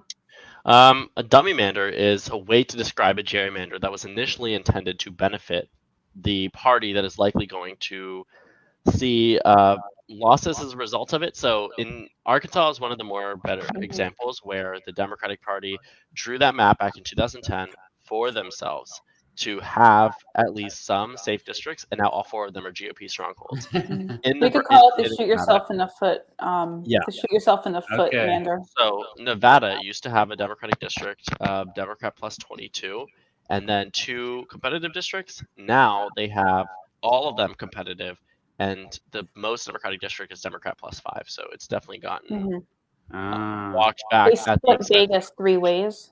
Yeah. Which is where it's, talking about cracking up a city. I mean, they did it to themselves, which is, to me, I would not have done that. I would have kept, Vegas used to be split. It wasn't split. Vegas was just one big district. And then you kind of had the rest of the middle of the state. And then you had this north-southern conservative and the northern conservative. Now, however, they split Vegas 3 ways, which means that while ultimately in a good Democrat year, the entire, outside of the one in the north, the rest of them should all go Democrat. And now there's a good risk, though, in a year like now where Democrats are very unpopular and Democratic candidates are very unpopular, Republicans could very well win 2 or even 3 of these just because of the national environment and because of unfavorability. And it could cost Why them. did they do this then? Why did they shoot themselves in the foot? Because honestly, I think they were trying to go a little bit too much. But I do think that in 2026 or a year of that sort where there could be a blue wave, Democrats could win all 4 districts if, let's say, the Republican chooses to retire. Districts like the newly formed second could end up competitive, but there's no guarantee that it does. But generally speaking, also, this did push some more Democratic voters into the other districts. On a year like 2022, I think they probably thought that maybe they could at least crack Vegas so they could have more Democratic party vote splitting across these districts. One of these former districts was Republican plus 5. The other one was Republican plus 1. So technically speaking, Democrats actually benefited from this. It went from 3 Republican districts and 1 Democratic district to 3 Democratic districts and 1 Republican district, but it also could very well backfire. So it's a huge risk, and I think they knew that doing it, but it could pay off later down the line because of the growing Vegas area and the suburbs. And Reno. It could pay off. Right. The other problem they didn't bet on was the entire Reid machine getting absolutely decimated by progressives. So the Reid machine was the Harry Reid political machine. Who he was the former majority leader in the Senate from Nevada. He had passed away. He passed away about a year ago now. Yeah. But he had built a really strong political machine in Nevada to the point where he was basically. I think he laid off certain Republicans so that they wouldn't run for Senate. He let them win the governor so that they'd lay off the Senate. That whole machine got voted out of the entire Nevada Democrat Party. In turn, it was replaced by a lot of more progressive and younger people. However, the Reid machine was basically the powerhouse of Nevada. I mean, look at how it did in 2018. Look at what it did in 2020. Look at how it did in 2016 with an unpopular Clinton. She still won it. In 2018, they held the I think, did they flip the governor in 2018? Yeah, they flipped the governor, they from flipped the Woodstock. Senate, they flipped the Mhm. Senate too. Right. I And think they the flipped saving Senate. grace, though, again, is changing demographics, though, for the Mhm. Democratic Party. That might bail Something- them out, but in the Senate race, they might Yeah. be in trouble. Luxall is doing Mhm. pretty well. I guess the problem comes down to also the Reid machine was good at fundraising. This new Mhm. Nevada Democratic Party doesn't seem to be as effective if you look No. at the money raised. It also could just be the really disengaged electorate this past 2 years. But when you have Republicans significantly out fundraising you do tend to want to lay onto the establishment candidates. But it'll also be a very real test for these new Nevada Democrats in 2022. Should they win all 3 competitive seats, well, it would become an entirely Republican delegation in a state that hasn't voted for a Republican on the presidential level since 2004. So that would be a really bad showing for the Democratic Party. I wouldn't put it past them for this to happen just because it was such a high risk. But I also do think that this will eventually pay off. I mean, realistically speaking, had they maintained the old map, they would have been at risk at losing it for the next 10 years.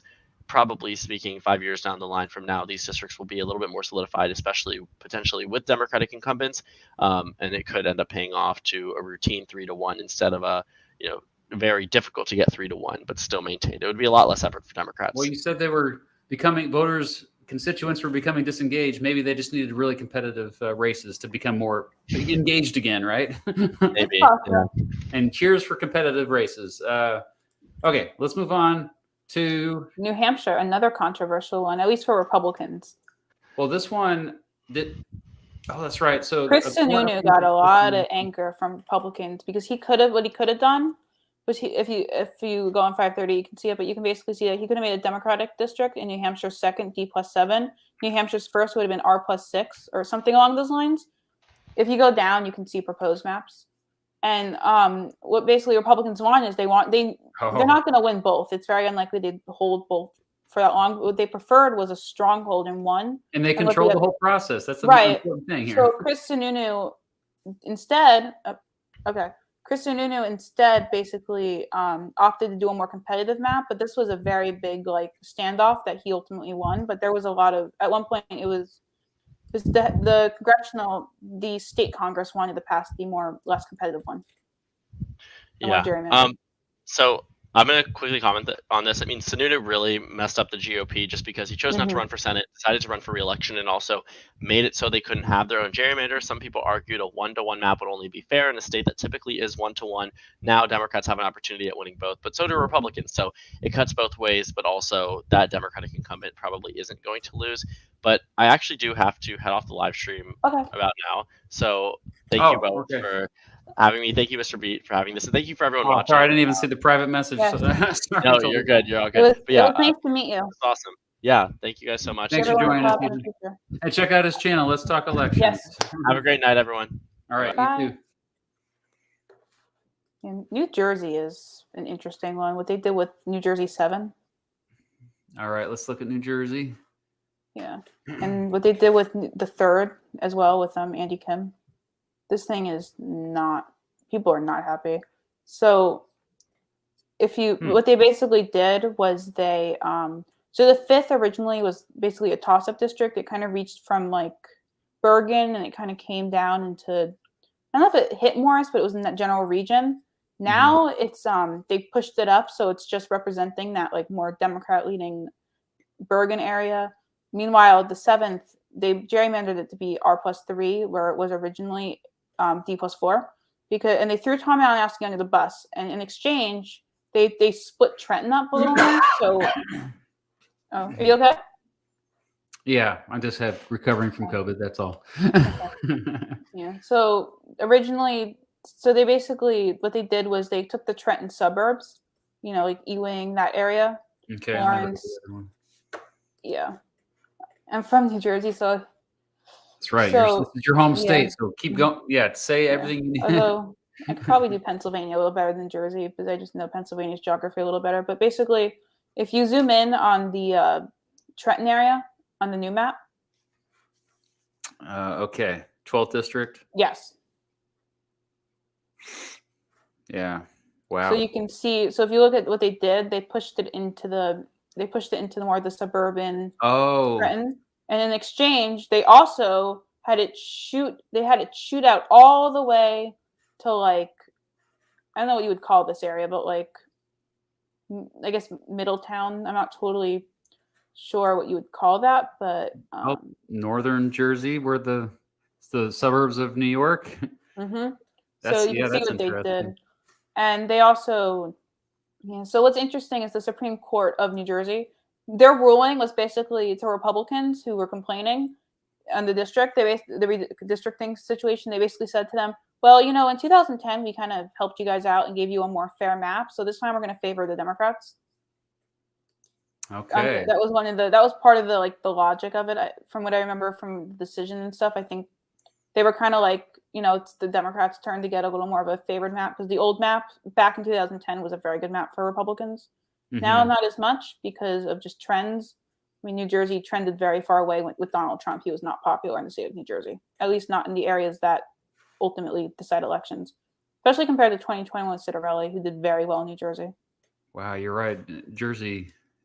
Republicans actually won the state assembly popular vote in New Jersey in 2021, despite losing the actual the assembly itself, although it was very close. So the gerrymandering of the assembly seats did not reflect the popular vote in New Jersey.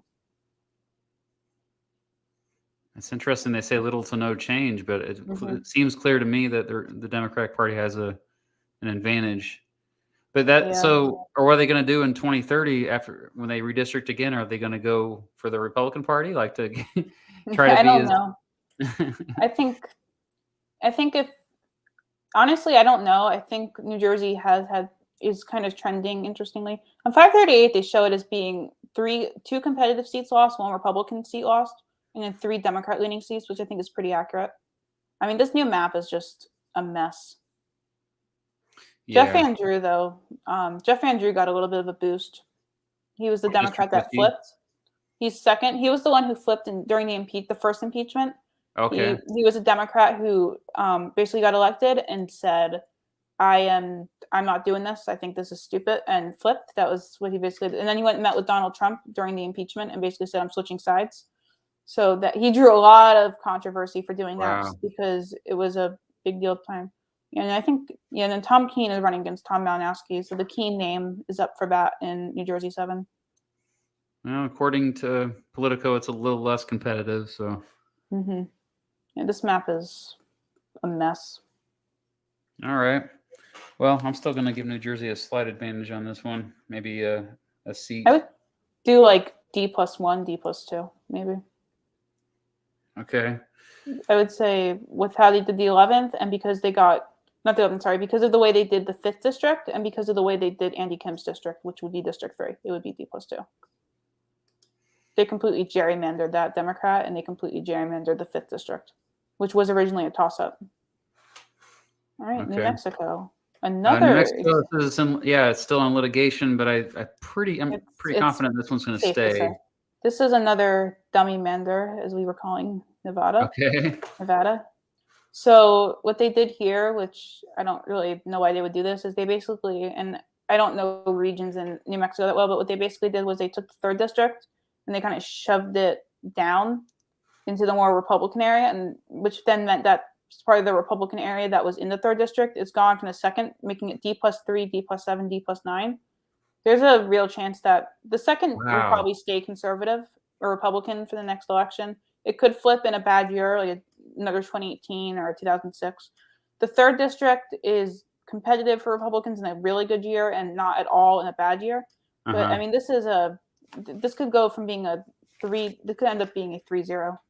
Very similar situation to Nevada here. Yeah. So it might be vulnerable this year, but I would say in 2 years. It could go from 2-1 to 0-3 Republican. Okay. And now we've got another gerrymandering mess with New York. Oh, yeah. If you go into 538, you can see the old map, and then you could probably make a second tab comparing it to the new one, because the difference is huge. What they did, that old map was like, I think probably it was the Florida or Ohio of the. That's weird. I didn't realize that it benefited the GOP though. The new map? Yeah, that's what this says here. No, it says minus One of Oh, each, it and just said plus one plus competitive. one competitive. Okay. So they got rid of one each and split the difference I'm gonna overall. pull this back up here. Yeah, I think this was a pretty fair map, ultimately. I think it's pretty representative. If Republicans were to win all the competitive districts, I think it was very close to the statewide 2020 race, if I'm going off memory. Something along those lines. So this is a great example of why governors or these random, like, why does this party have power here? Like in, say, like Minnesota, where the state Senate's controlled by, I think it was the Republican Party. Mhm. Because in New York, Andrew Cuomo was the Democratic governor. Then the Republicans, however, controlled the state Senate up until 2019. So they basically had full power to do it, say who gets to be in the state, what's it called? The Court of Appeals. So the Court of Appeals, which was, even though it was Democratic all the way, it was also Republican approved. So the Cuomo judges would be the way you'd look at, like, say, a Trump judge, in the sense that you have to assume they're going to be more conservative, or in Kansas where you have, or Maryland where you have Larry Hogan and you have his conservative justices, which I think it's all but one are Larry Hogan appointees in the Court of Appeals of Maryland. And New York's in a weird situation where they ultimately do lean more conservative because of that state Senate, which has now flipped. Hmm. Yeah. Fun fact about the Court of Appeals is I had a family member who argued in front of them. Oh, that's cool. Yeah. Yeah, no, it looks like it's not as bad as I thought. Maybe I was thinking You got to about look at the old map before it got struck down. So that would be yeah, the the first previous map that they enacted. first released. Yeah, so if you were to go down in 538, you could see previously Okay. enacted proposal. This thing, Oh, okay. I think Jerry Nadler's district was literally like, if you were to jump into the lake next to the road, you would be in a different district. Like, that's how gerrymandered it was. Wow. Like, you would change, you could vote for a different candidate by stepping in some water. You know, like not within it wasn't even like within. I don't think it could pull it up. Yeah, it was previously enacted. Okay. No, this isn't so bad. Whoops. No, the new map's pretty good. Yeah. It's All right. So competitive. we assume about the same with New York. I'd say about zero change because of the new competitive seat wiping out one of each. So it's about a net zero. Okay. I mean, Republicans did, yeah, it was about a net zero, I'd say. What about North Carolina? Notorious historically for. It says here, small boost for the Democratic Party. Mhm. What? Yeah, so the courts ruled, it basically forced them to draw a 50-50 map with Democrats. The Democrats basically having, so it's 50% Republican, and then all but one is a toss-up, with it being the R+3. So Democrats can either do 50-50, which is usually the most Democrats ever do, is about winning about 50% of the vote. You know, they do have the governor, it's Cal Cunningham, if I'm remembering right. And but generally speaking, Republicans do tend to dominate in North Carolina outside of. So I think this is a pretty representative map. I mean, the R+3 district, and Republicans are very angry at this map. I've seen a lot of people get very upset. The Supreme Court in North Carolina basically, I'm trying to remember, because North Carolina was not in one litigation, but yeah, it's going to hold for now. It'll probably, the Republicans in 2022, not 2022, sorry, in 2024, I believe, when Cal Cunningham's up, and there's a state, I think there's a state, something like there's some election this year or next year that will allow them to possibly try to force a new one through. I don't remember what it was. Forget what was up for election. I know the governor will eventually be up for election in 2024. Yeah, that seems right. The state Supreme Court is up for re-election in 2022. So if they can change that court, they can change the map. Oh, I see. That's what it was. I couldn't remember why Republicans were like acting all like, you know, why people on the right were like, you know, this isn't great, but it could change. And I think that's why. No, this is the best North Carolina map I've seen maybe ever. I think it's very representative. Republicans almost always win about 50%. They have the ability to do better, but Democrats also have the ability to win 50%. And I think that represents North Carolina's politics. Yeah, it's a very, it's actually quite a diverse state politically, I think. It is. Compared to how it used to be. Okay, I don't want to go too much longer here, so we're just going to, you wanted to. We'll do the highlights. Yeah, Ohio. You wanted to talk about Ohio, Yes. So something I saw a lot of people saying when New York got struck down and Maryland got struck down was, why is Ohio still allowed to happen? Or why can't they do what they did in Ohio? So what's interesting about Ohio is the geography of Ohio is just bad for Democrats.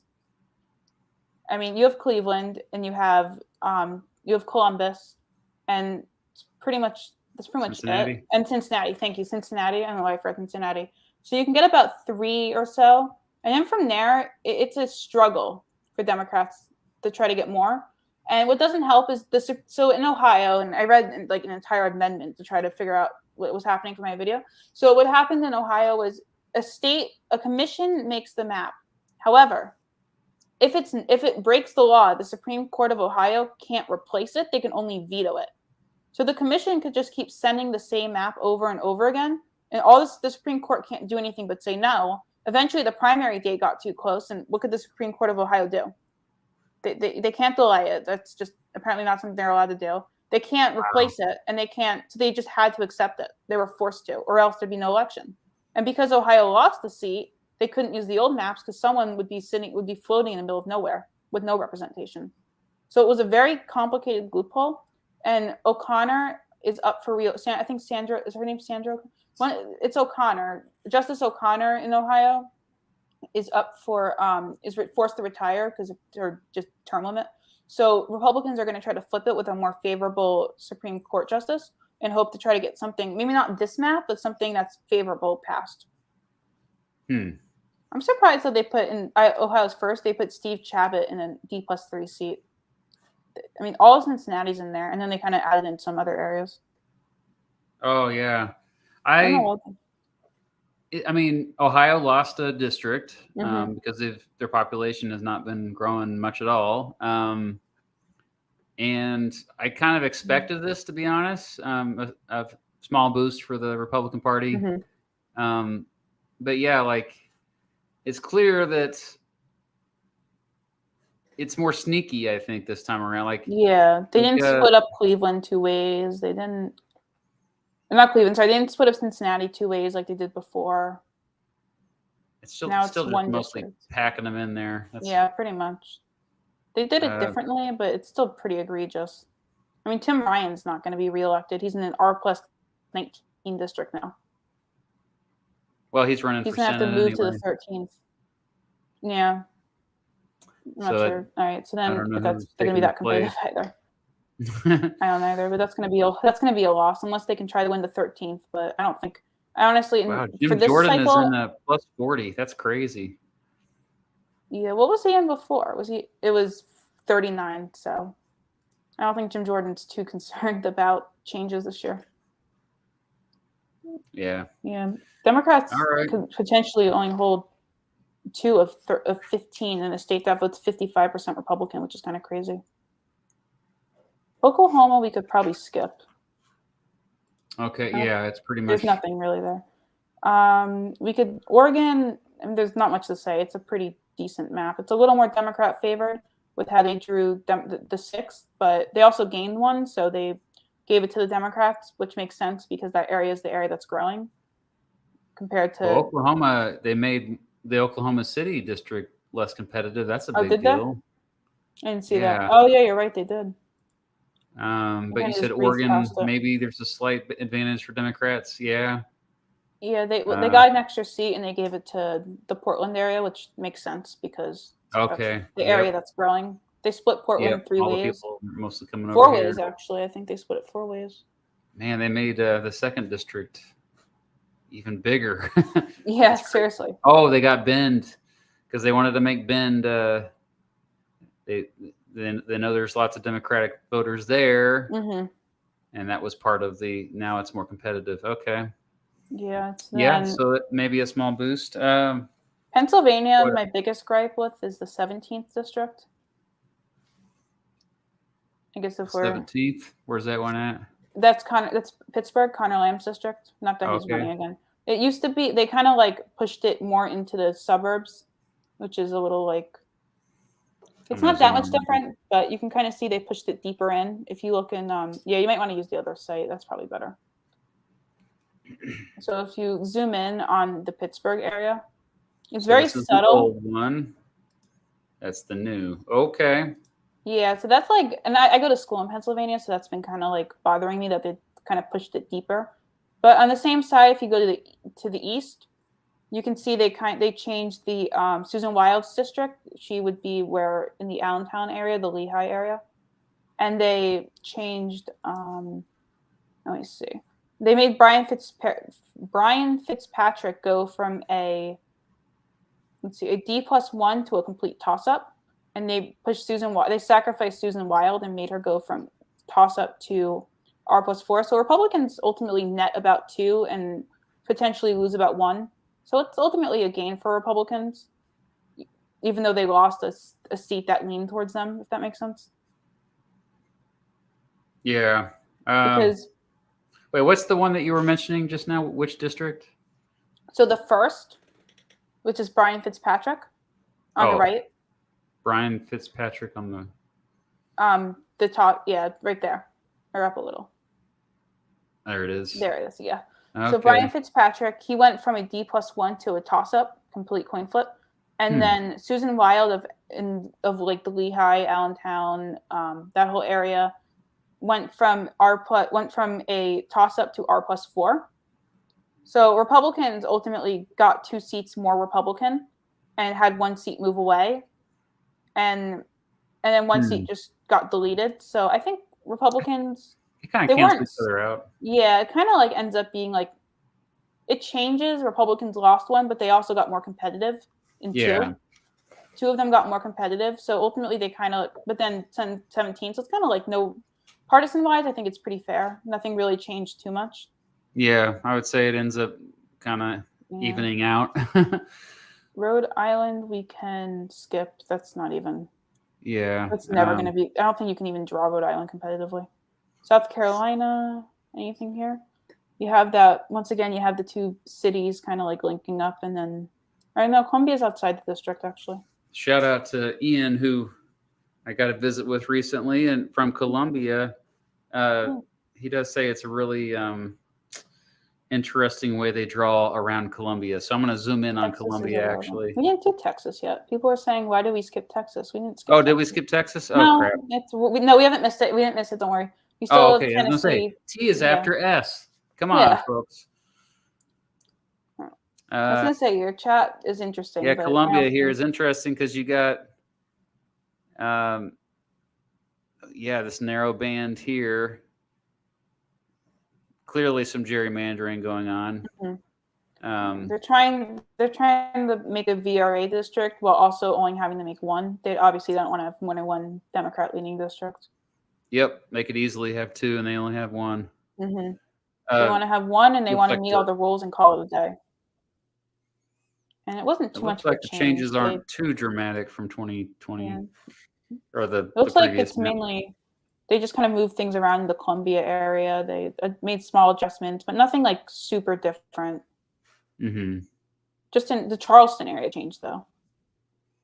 Yeah, it looks like Charleston is a little less competitive now, but still not much change. Okay, so we could move on from that. What's next? We could skip South Dakota. Unless we're going to talk about gerrymandering states themselves, but I don't think we can do much there. Tennessee looks like Politico says a small boost for the Republican Party. Did you get a chance to look at Tennessee much? Yeah, Tennessee, it went from Nashville, got split up. That's 3 ways. So now there's just Memphis. Wow, So that is a boost for the huge boost. I got to see this up close here. I'm also pretty familiar with Tennessee. So Nashville definitely a Democratic stronghold, but they split it up. They cracked it. They did. To the 6th, 7th, 3 ways. and 5th. 6th, 5th, and 7th. Yep. Wow. That's crazy. And I would say of all these, the 5th is the most competitive. That's let me zoom out here. This is even with a Democratic gerrymander though, it would only be like that. So it's not like it's. I mean, the geography is just not. It's the two Democratic strongholds are too spread out. There's not much you can do with geography.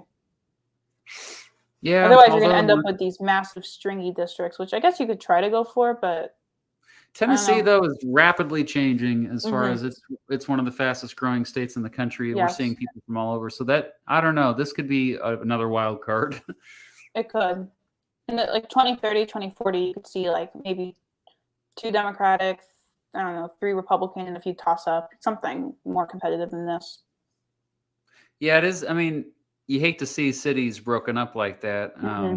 But sometimes it's nice to have cities broken up because you're kind of looking at it more statewide, like regionally versus. But yeah, it's clearly gerrymandering. Texas. So GOP advantage. Texas is a lot of people waiting for Texas, ready to move on. Texas is, again, just like California, the establishment wins, I'd say. If you are an incumbent, you are happy. If you are trying to run for new office, or you are not. I think that's. But unlike California has an independent commission that made the maps. Texas that's the big difference. Republican Party, yeah. So they were trying to get something here, and it looks like. Actually, no, we should check while we're talking about it. Texas 34 was tonight, the special. Let's see, I'll check that right now, and I'll tell you. I totally forgot that was tonight. It's an election night tonight. Oh yeah. I totally forgot. These are not results. Yeah, there's so many to keep track of. Yeah. All right. Here, I'll pull that up real quick. That was one I wanted to mention was Texas 34 and Texas 28. 34. All right, let me.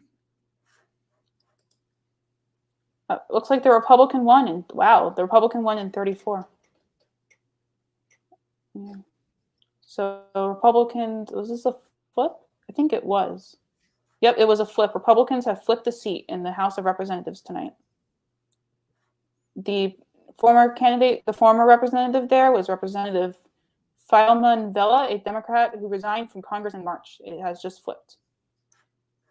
Trying to find a 34th here. It's in the RGI. Yeah. It's in the. See, I don't know what happened, but for some reason, redistrictor just stopped work. It's just not overlaying anymore, so I'm gonna have to use 538. That's okay. Oh, there we go. Yeah, so 34 was D plus 6. Yep, D plus 6. It just flipped tonight. It was said D plus 19 on them. Oh, I'm sorry. I'm looking at the wrong thing. Yeah, it just flipped tonight. 34th district. Wow. I think in the 28th district, Queller held on, who was a pro-life Democrat, not unlike Manchin in the Senate, who kind of clashed with Democrats a lot. He actually, I called it really early on Twitter, and people were like, "It's too early," and it was too early. I don't know why I did that, but the 28th district was held by Queller, which is a pro-life Democrat. The Rio Grande Valley has trended more conservative lately. It's very Hispanic. Abbott did very well there in 2018. Governor Abbott of Texas did very well there, and we're seeing, despite the kind of the makeup of it, where you have a D plus 19, a D plus 8, and not that I think the 28th is going to flip anymore, but if the Progressive Democrat won, it may have. It was only 100. It was only like, I think it was 200 vote difference between the two, and then you have the new 15th district, which I believe is a new district. It's open. I have to check the other 538, but it is, yeah. So Republicans could potentially get 2 seats out of the Rio Grande Valley, and had Representative Queller not won re-election, it could have been 3. Wow. Yeah, so that's the big area to watch in the midterms, and it had originally been much more competitive in the old map. Texas's 34th was only D plus 5 in the old map. Texas's 15th, which was replaced, it was originally D plus 2. Now it's a toss-up. And Texas's 28th went from D plus 7 to D plus 4, which really does show that the Texas map was very much a protect the people who were already like the incumbents, the establishment candidates who've been there forever. That was definitely their goal. And I mean, in the Rio Grande Valley, it's held up so far with Queller, and it's not held up very well with the 34th district, which just flipped. But yeah, I mean, this map was very much all about just. I mean, look at what they did with Dallas. I think they split Dallas 3 ways. Let me zoom up there. Yeah. Oh wow, you could actually, if you look at the Democratic gerrymander, you could actually create a Whoa. majority. Look Yeah, at look what they that. did there. Oh my gosh. Yep, that's one. And what was the other big one? I Plus think it was 48. Houston. Yeah, look at Houston. 5 late. 1, 2. Oh, what is So this? lots of This is a gerrymandering mess. going on 1, with the 2, metro areas in 3, Texas. 4. So they split Houston 4 ways, but these shapes are just egregious. Look at 18 in Houston. I can't even tell what this is. I can't even figure out the shape of this.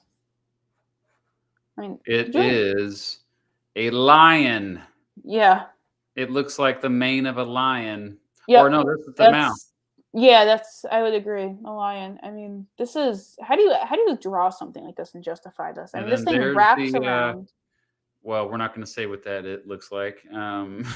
I think we have a candidate for the worst gerrymandered district in the United States, the 18th district I agree. of Texas. Woof. Try looking at the Democratic gerrymander of Houston now. What they could do.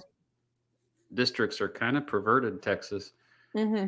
Which one did you say? Democratic gerrymander, and look at how they do Houston. So the one in the middle, the for the different maps. Oh, I see. Yeah, look at what they did with Houston. Oh wow! This is actually Texas majority. They create 4 districts, and they create like I can't remember what the difference is. Yeah, they basically I don't even know what they did here. Looks like they split up San Antonio more at Austin. They linked up San Antonio and Austin and just kind of like went all out, making this labyrinth of districts. And then Houston gets split 1, 2, 3, 4, 5, 6. So when Texas could be drawn very differently, and the Republican gerrymander isn't actually that much different. Wow, the Republican gerrymander is also, but it looks like what they actually went with. The Republicans did very well. I'm going to say. Yeah. Especially compared to a neutral map where it's only a two-seat majority plus. And remember, Texas gained 2 districts compared to the old map. So we went from, I mean, there's only 3 competitive districts left. So they gained 2 they gained 2 Republican seats. So the 2 new ones went to Republicans, and they got rid of 5 competitive seats and gave them all to the Democrats. Okay, so I'm guessing those competitive seats already lean towards the Democrats. Otherwise, I don't know why they would do that. Let me see. Yeah, they were already Democrat leaning, more or less. Mm-hmm. Yeah. So basically, I'm going to say +2 for Texas, at least. +2, maybe even plus. Actually, well, as of tonight, +3 because the 34th just. Flipped. Oh, that's right. What a surprise that! Of course, it's a special election, so we'll see. But it probably will hold. Yeah, the Rio Grande Valley's been trending. South Texas Hispanics, in the Rio Grande Valley, have been very much moving towards towards Republicans and more conservative politicians, which has been an interesting trend to play out. I think it has a lot to do with border security. It does. Yeah. Okay. Well, I don't think there's anything left here. Really, let's see. Utah is Utah. They did move. What about good old Salt Lake, though? Yeah, they did. They did change up. They did move things around. Also, I think in Provo. I don't know if I'm saying that right. Looks like they moved. Provo, switched districts. Burgess Owens. He was. I forget something about him. He was Trump endorsed. I don't remember what was special about him. He was in the news a lot at one point. Yeah, a little bit less competitive. Yeah. Virginia, maybe. I think Virginia goes on one of the most fair maps.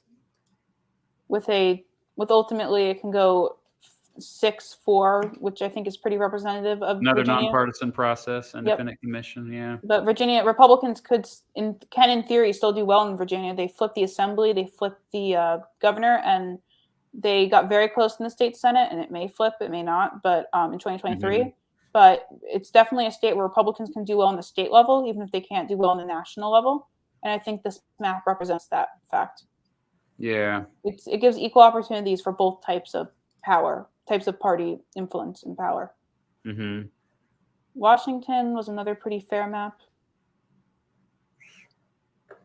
I think Republicans won about 40% of the vote in the 2020 election. 2020 Washington.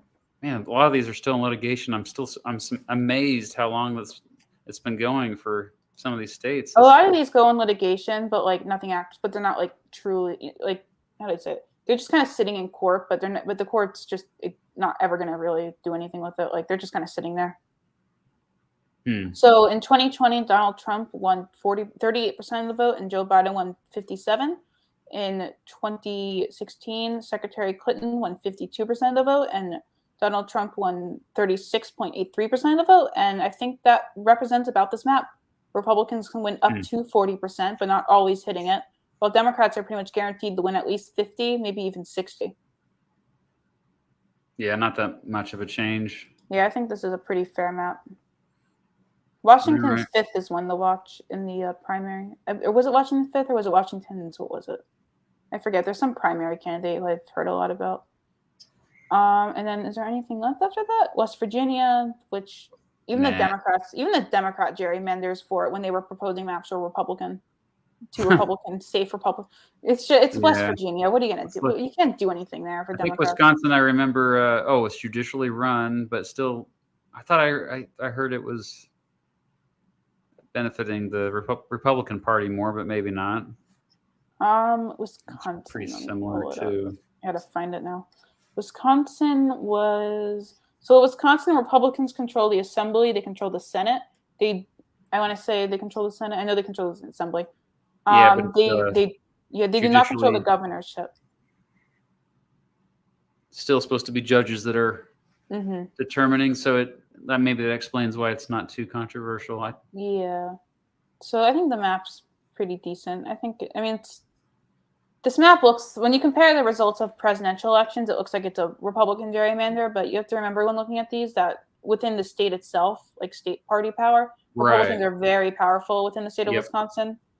You know, once you leave like the Madison and the Milwaukee areas, the more like urban, the more rural and suburbs Republicans on the state level do very well, and they win, right? They win in those areas. So I think Wyoming, we could say, is probably the most gerrymandered. Congratulations, Wyoming. Yeah, I mean, Wyoming as a state is a gerrymander. I don't know what. Look how gerrymandered that is. Okay, so let's wrap this up here. Yes. We've been going Sounds 2.5 good. It's probably the longest stream I've done in a while.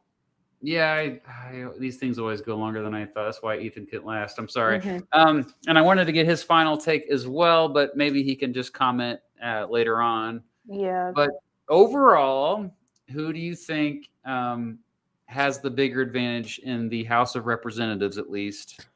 The Republican Party or the Democratic Party?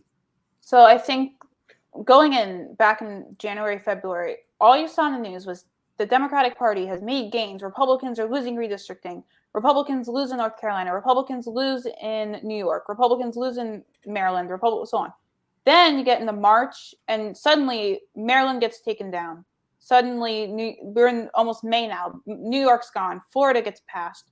So I think the real question is, what were the objectives of each party when going in? Democrats was obviously to do a Project Blue Map type of deal. Well, Republicans' goal was really, when you look at it, was to just maintain the Red Maps, 2010's Red Maps goal of just maximizing where they can, holding what they can't change.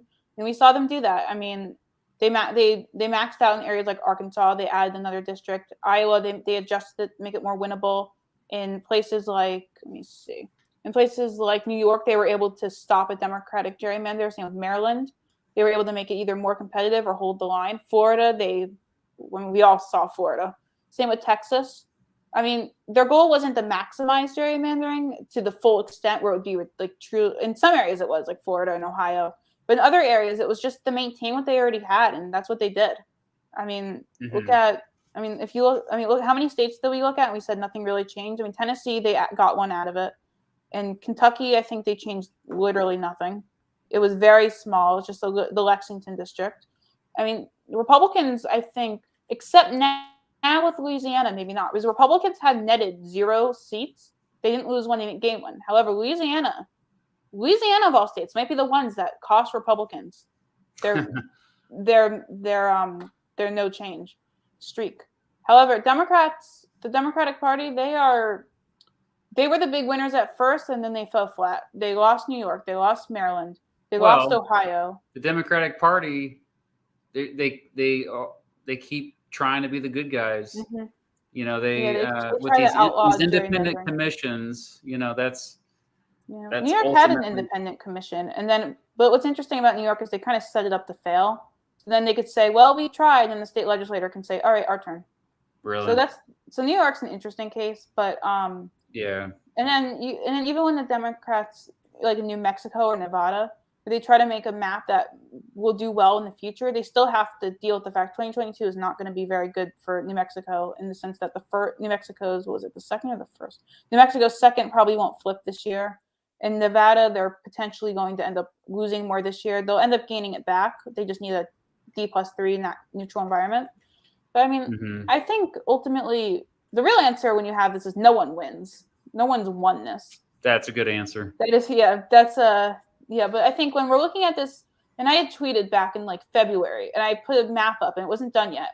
And for whatever reason, I just remember thinking like, all right, from the Republican standpoint, how are we losing? Because the map was pretty favorable for Republicans even back then. This was before things got struck down. And you replied something about like, you know, this isn't the no one wins in this situation. And I'm like, that is true. And then you followed me, and I'm like, oh wow, Mr. Beat followed me. How'd that happen? I was like freaking out. I started texting everyone I knew. But who knows anything about politics or history? Like I started being like, hey, guess what just happened on Twitter? But but my thought was at the time and was that a lot of the states that weren't done yet were Republican leaning, and Republicans preserved a lot more than they were expected to. They held on to Ohio, at least this year. Ohio's holding on. They didn't get Pennsylvania wasn't death from above. Neither was New York. Neither was Florida. I mean, not Florida. Sorry. Neither was what's it called? Neither was. I mean, Illinois was pretty bad for Republicans, but Florida replaced it. Florida is the MVP for Republicans, and I think if you're a Democrat, Illinois is your MVP. If you're in California, and in Florida, Texas are the MVPs. New York is like the one person who drops the ball and ends up scoring a goal on themselves from the soccer field. They're like, they catch it and then they drop it. That was New York. New York had one job and they failed for the Democrats. And so did North Carolina for the Republicans, and they failed. They ended up getting a 50-50 map, which was more fair. I think ultimately Republicans are happier. They're a little upset about Louisiana, but ultimately they'll take it. It could have been a lot worse for them. Democrats are, upset because they could have had a much better outcome, and they didn't because of things that either they couldn't control, such as Ohio just getting stuck in an infinite loop, or because the New York State Senate was Republican until 2019. So I'd say that's how I would ultimately say. I'd say Republicans are happier, but no one's happy. I mean, ultimately, we don't know for sure because of changing demographics, all yada yada. But I mean, based on everything I've seen, I think that things have gone the way of the Republican Party, and that's excluding everything else. At first I thought that New York was going to be strongly in the Democratic's favor, and that ended up not being. And then I was thinking, oh yeah, Texas isn't that bad, but no, it's pretty. They did a good job there gerrymandering for Republicans, and Florida, of course, as well, which we think it's not going to change probably. 24. And the other thing to consider though about the South and the West is that's what's growing, and what's not growing is the Northeast and the Midwest, and so yes. We'll see what happens with. I mean, look at what happened even with Georgia between 2016 and 2020 presidential election. So it, but I think as it stands right now, the Republican Party continues to win the gerrymandering game, and I think we all agree, no matter what political party we support, it's hurting representative democracy. Yes. And something needs to be done. Hopefully it will be resolved. Otherwise, I don't blame these legislators. I don't blame them at all for. It's a very realist perspective. It's in their best, they're always going to act in their best personal interest to gain control and not regional hegemony, but just general power. And if they have the tools to do it, then they're going to. And it's our job as the voters to vote for people or to vote for policies or referendums to ensure that they don't do that. We saw that in New York, a public referendum from 2021. With gerrymandering, the politicians vote for us. That's the problem. And so it is. It does feel like a very, very hopeless. It was a New York referendum, I want to say, that changed how we something to do with redistricting. That was the thing that ultimately was part of why it went back. So these referendums, although sometimes in Ohio they passed the wrong referendum that was more favorable for Republicans after a popular one almost passed. But for a redistricting committee, but ultimately it's just down to the voters, and it's down to ensuring that more fair laws are passed, and just stuff like that. Just making sure that if you have a problem with these maps, a lot of them you can go talk, and they allow public portions in these big legislative hearings. Yeah, so go to those, tweet, Facebook, Instagram, whatever. I don't know, call, email, send a letter. We know that you can call your senators. Mr. Beat has proven that. So, something along those lines. You can do something to at least try to fight against gerrymandering. But, I mean, you can't really get upset at either party for doing it because they can do it and they're going to do it.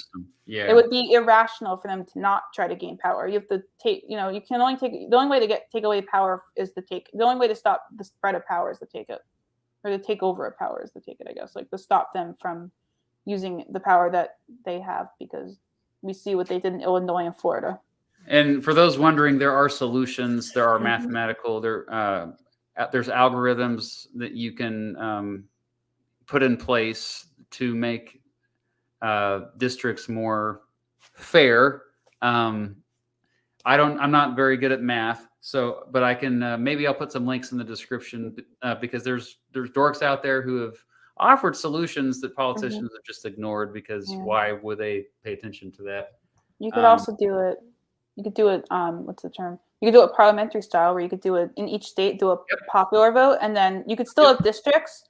So you just assign that then you take districts from the ones that vote most Republican, the least Republican, and most Democrat, the least Democrat. You make a party list, and you say the top 4 Republican districts go to the top 4 Republicans on the list, and the top 4 Democrat go to those, and that's how it is.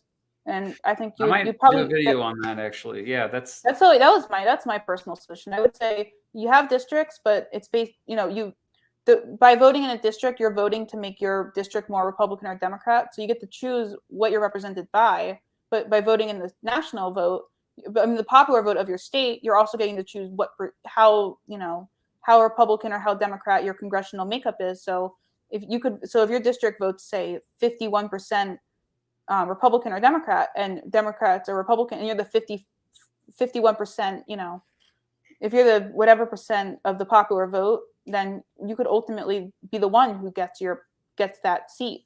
However, it has to reflect the popular vote or something along those lines. It might not be perfect. We can get close. Many countries around the world do that system. They do that in the UK. They have districts, I believe, but the districts, a lot of countries do parliamentary, and it works very well. Yeah, I'll have to do a video on that. All right, I'm gonna wrap this up so folks can find your channel. Make sure you subscribe to the Big Tickets. The link is in the description of this video. Also, you can follow me on twitter.com/@thebigticketjs. I'm trying to post more videos now. I'm trying to do more videos now. I don't know if I will be able to, but you can definitely find me on Twitter. A lot goes on Twitter. You're a student, right? So you're busy. Yeah, so I'm a 19-year-old student. I'm a college student. I'm not going to name my college just because I just don't want to draw too much attention. It's a very small college. But I go to college in Pennsylvania. It's great there. If you've never been to Pennsylvania, Eastern Pennsylvania, Western Pennsylvania, go to Pennsylvania. It's great. You can find everything. You can find Alabama to New York City. You can find people from that type of political realm to the other. You have Pennsylvania, and you have New York, and you have California on the other end. And go to Pennsylvania, go to New Jersey. Make sure to follow me on Twitter. You can message me and say hello, that you were here, or say what you disagree with what I said, or agree with, or offer corrections, or whatever. And follow Mr. Beat as well, and subscribe to Mr. Beat as well, though I'm sure people in the chat probably already are. But thank you. Yes. Yeah, there's a great community on Twitter as far as, like, I would say, young political junkies like yourself. The election Twitter. Very well informed. The Virginia State Senate president, who's a Democrat, she's an older woman. She's considered herself part of it, so that's kind of cool. Oh, I didn't know All that. kinds of people are there.